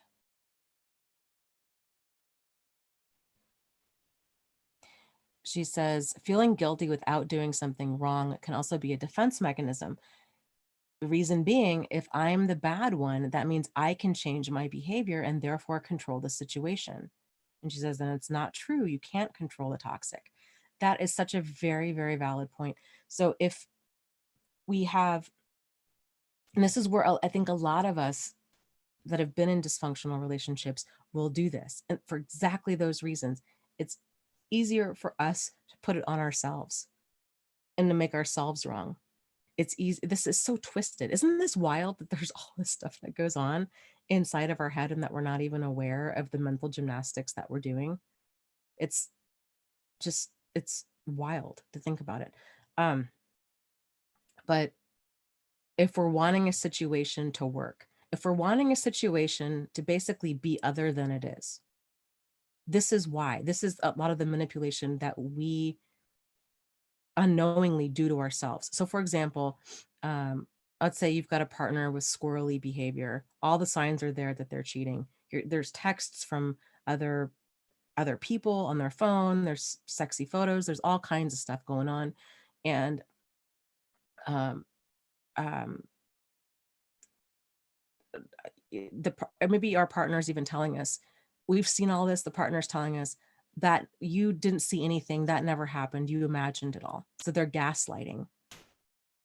If we're wanting to believe that they're not cheating, we're going to be inclined to believe them, even though we saw something different. So this is what denial looks like on our end, and that's what gaslighting looks like on their end. But then assuming kind of more of what Elizabeth is saying. So let's say if they said, well, I cheated on you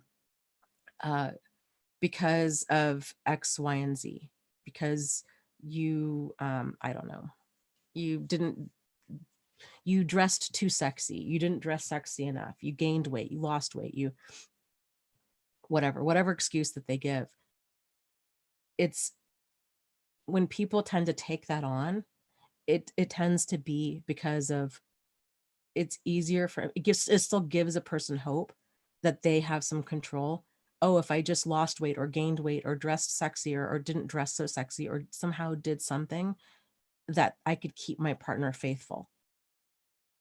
instead of, it's very traumatic to think this person cheated just because they could. And we have no control over that.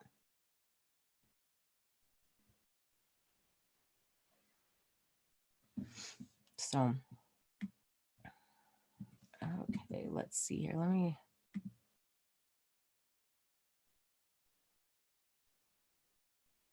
scroll down here.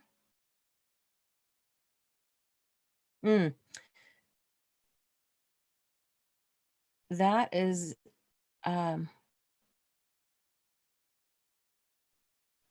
interesting. We'll come back to that here a second. The birthday, this chat, all kinds of stuff going on here.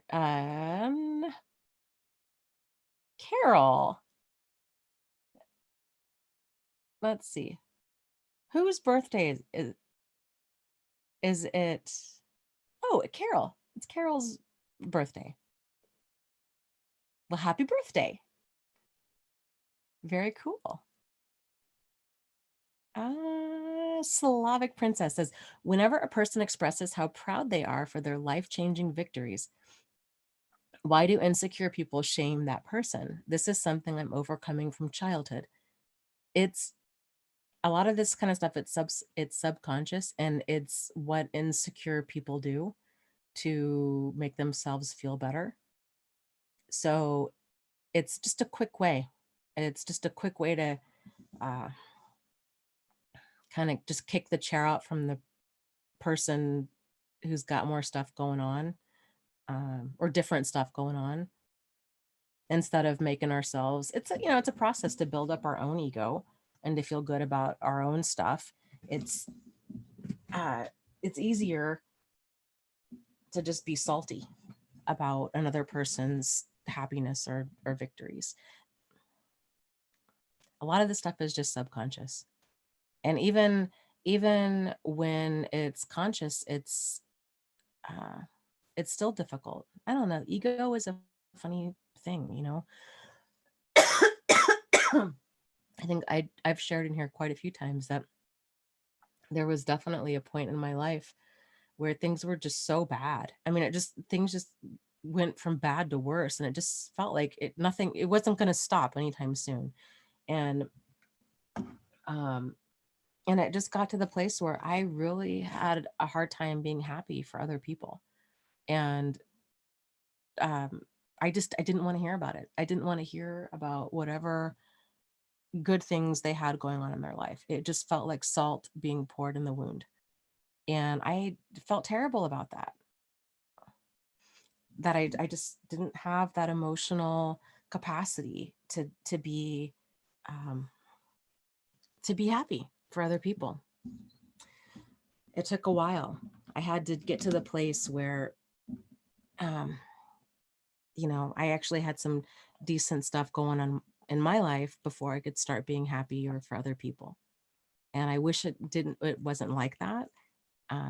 But that's just what it took at that point in my life.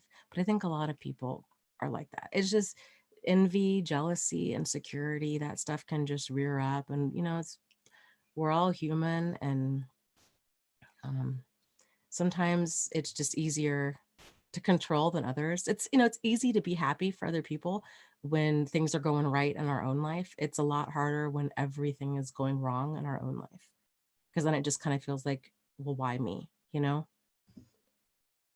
So, huh? Do you know what I'm talking about? Do you know? Oh, this little dog. The dog is so cute. So cute.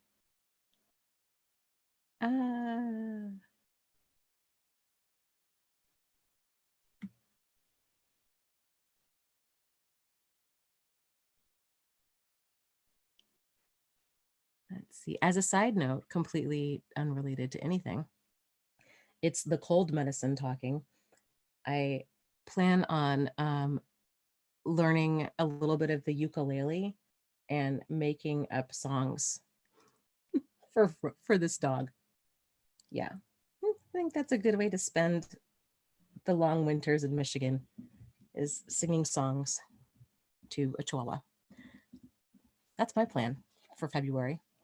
if anybody was interested. uh, let's see.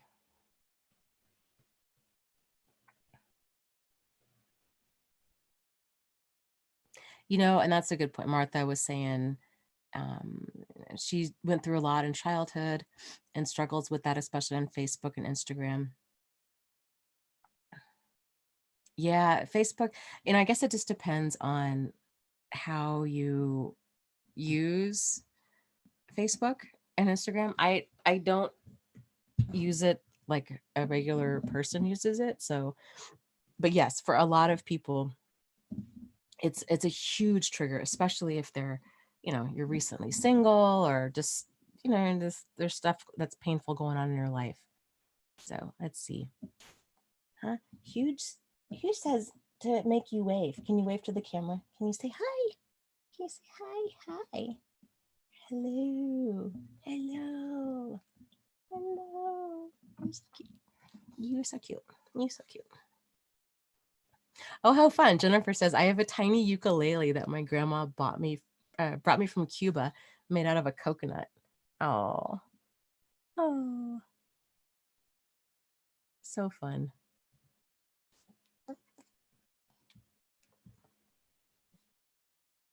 Oh, I'm sorry, Juliet. She asked this a while ago and I spaced it out. She said, how long are you on for? I am normally on for 3 hours on Wednesdays. So what does that put us to? About 11:30. And is that really, are we about at that time? So we're going to go into, I normally do a guided meditation the last 15 minutes or so. So we're going to start that in 3 minutes to be exact. And then we're going to call it a night. And then I will see you guys next week. So, but we do this live stream. I try to do it every Wednesday night at from 8:30 p.m. Eastern Standard Time to about 11:30 Eastern Standard Time.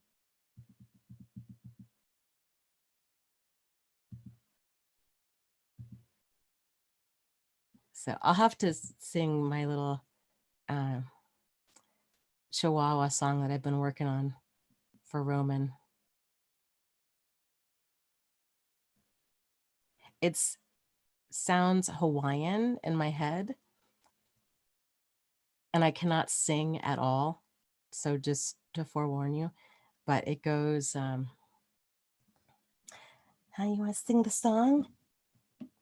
To teach you to play the little ukulele. That would be so cute. That would be so cute. I can't stand it. I can't stand it. Oh, how does it go? Oh, my sweet Chihuahua, don't you know that I love you. Huh? There's more to it than that. There's multiple verses. Yes. Yes. Yes. I know. I need to get out of the house more. I am very aware of this. Okay, let's see. I've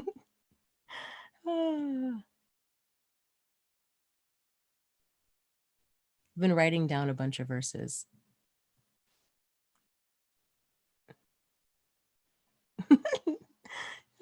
Martha and Carol like my Chihuahua. Yeah, I know. It sounds like it, right? Like a little Hawaiian song. Like, oh, my sweet Chihuahua, don't you know that I love you. Yeah. What was this? What were the other verses? Oh, there were more. There were more. It was a whole song. The whole song and dance number. It was wonderful. We had backup singers. The whole nine. The whole nine. Huh, Roman? Yes. Yes. You're such a good dog.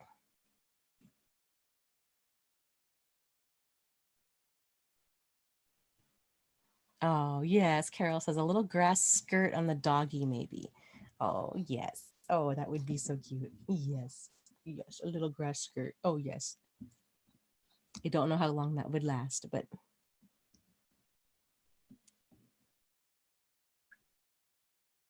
that's so funny, Harry. He says that reminds me of the cute duet from the movie The Jerk. I was just talking about this movie the other night and about a weird Steve Martin dream that I had the other night too.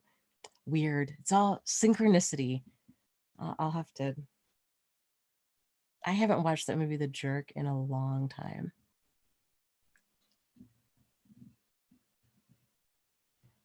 So, okay. Um,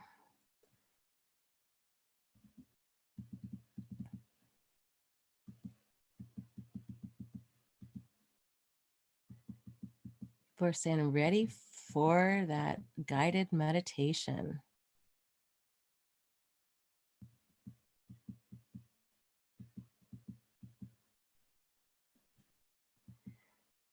So Bonnie says, yes, learn an instrument. I think that's great. Yeah, it's interesting. I had a friend of mine who is so musical. She plays, if it's a musical instrument, she's either picked it up at one point. She just plays everything. And I was telling her years ago that I said, oh, you know what? I'm just not musically inclined. And she looked at me and she says, well, have you ever really tried? And it dawned on me. I thought, actually, no, I haven't. I took piano lessons when I was a kid and I absolutely hated them because I found the teacher really intimidating. And I haven't picked up anything since then. And I just chalked it up to it's just me. I'm not good at musical instruments. And I didn't realize that I had that limiting thinking for so long. So that was a game changer of, yeah, it goes back to that wounded child versus sitting in that wounded child chair versus sitting in that adult chair. Because now the adult in me is like, you know what? Yeah, I bet if I gave it a solid amount of time with a solid amount of practice, why not? Of course I could learn to some degree of proficiency a musical instrument, you know? It's that kind of wounded child that tends to think in absolutes. So interesting to kind of realize different limiting thinking that we have.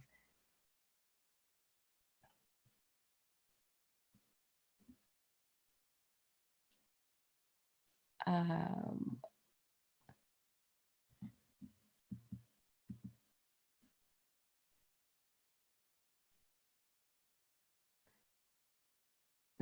very cool. Carol says, the world is your oyster. I also have to give my head a shake and try things. My heart is open right now and I am happier. Very cool.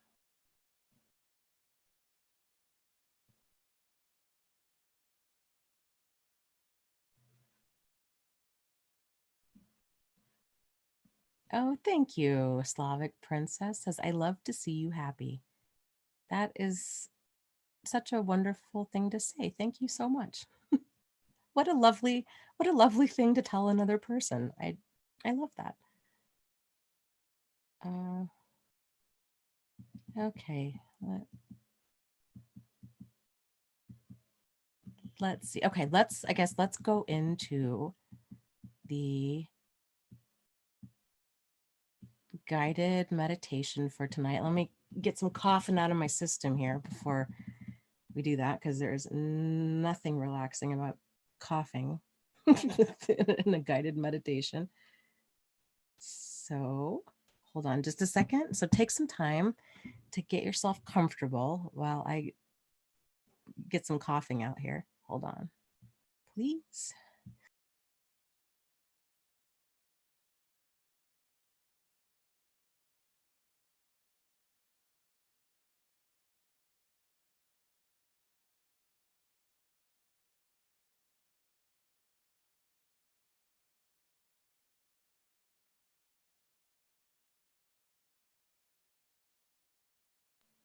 Okay, I am back. So please take some time to find a comfortable spot, whether you are seated or laying down. Just taking some time to settle in to this moment, to be fully present in this moment. Allowing yourself to take a deep breath in through your nose and out through your mouth. Or if you've got a cold like me right now, taking a deep breath in through your mouth and exhaling out through your mouth. And allowing that breath to travel down into the bases of your lungs, letting your chest rise and fall easily and effortlessly with each passing breath.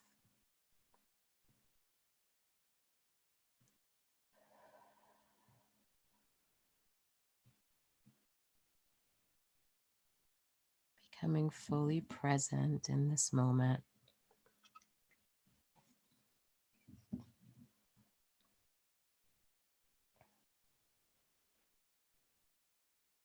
Realizing that in this moment you are safe and that it's okay for you to relax.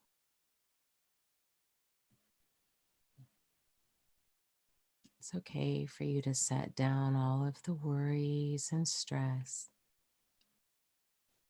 from the day or from the week. Any worries and stress that you've been carrying, it's okay for you to set them down. Close your eyes and continue to breathe.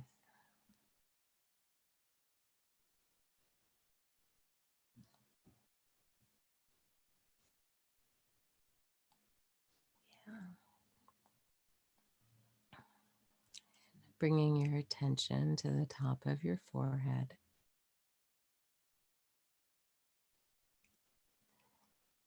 Relaxing the muscles in the top of your forehead, around your eyebrows and your eyes.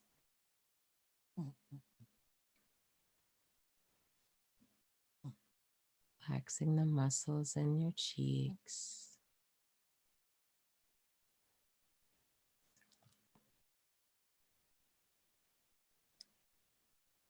Allowing your jaw to relax, your tongue to fall from the roof of your mouth.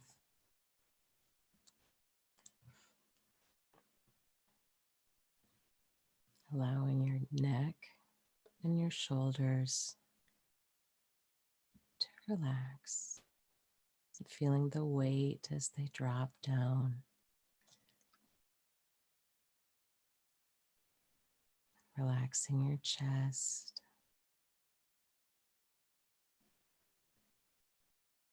Allowing it to expand and contract easily and effortlessly with each passing breath.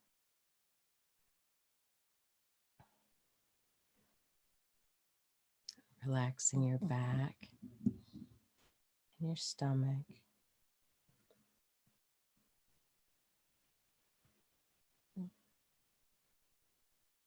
Relaxing your hips. Allowing your legs to fall into whatever position is the most comfortable for you.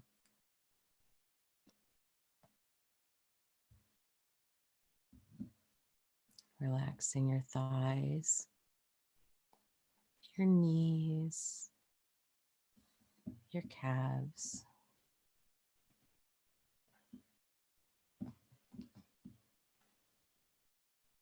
and your feet and your toes.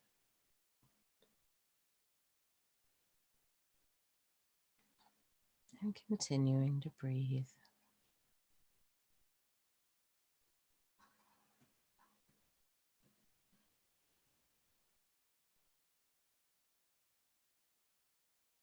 Bringing your attention to your heart.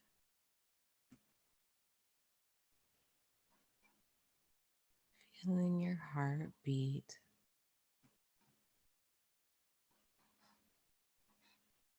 With each breath, you inhale and exhale.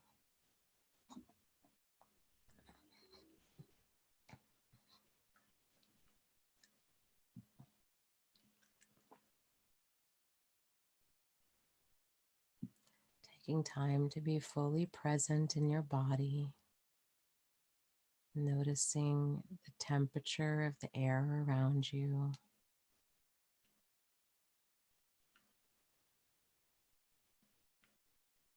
any smells in the air, any sounds that might be around you, the feel of any fabric against your skin.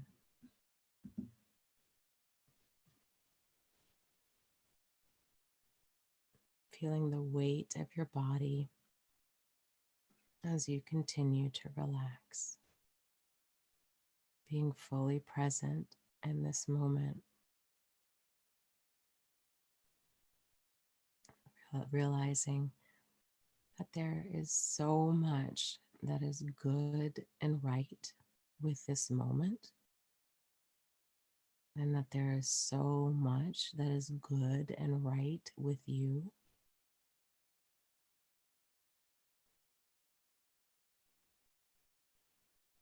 And that while there have been things in our past that we can't change or that we couldn't control,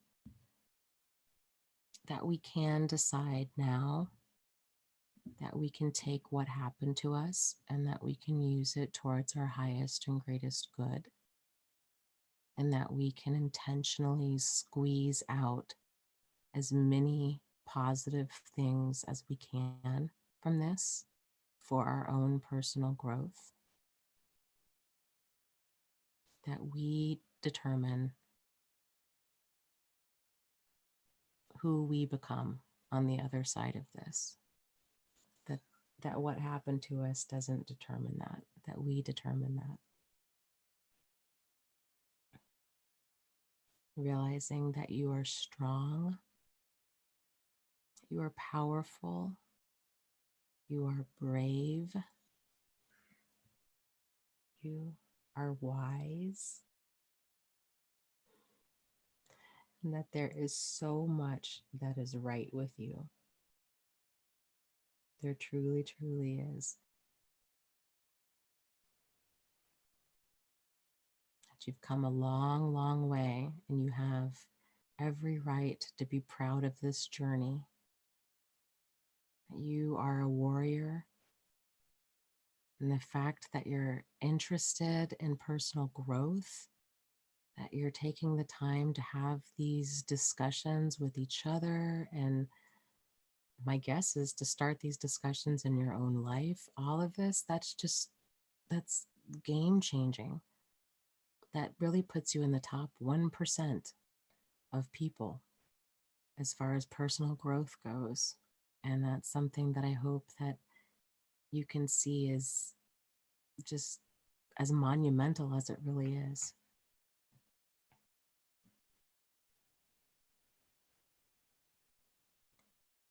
So please take a moment and give yourself a big virtual hug, or energetic hug, maybe is a better term.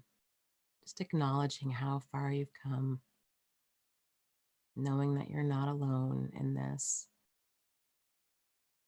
that you are a warrior, that you've been through a lot,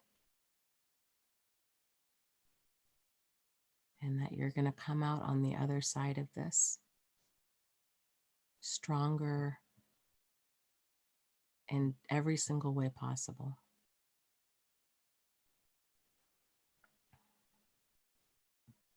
And leaving with the knowledge that there truly is so much that is good and right about you.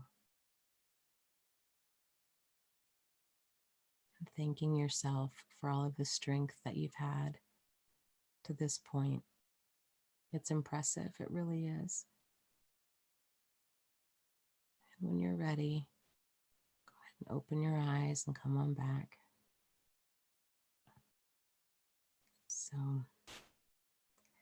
thank you everybody for being here this week. I just really enjoy all of the conversation, and all of the questions are just fantastic. I hope that you found some benefit in being here as well. And this is something that we try to do every Wednesday night, 8:30 p.m. Eastern Standard Time, and it goes for about 3 hours. So if you're needing some support, if you have some questions, if you just want to hang out and talk about all kinds of randomness, this is the place to be. So I will see you guys next week. And as always, are we going to say it, Roman? You're going to say lots of love. You got to tell people. Say lots of love to you. You got to do this. Say lots of love to you guys. You are not alone. You are not crazy, and you really can move forward and heal from this. So take care and have a good week. Okay. Bye. You're so cute. Yes, yes, you are. Yes, you are. I know. Yes, you are.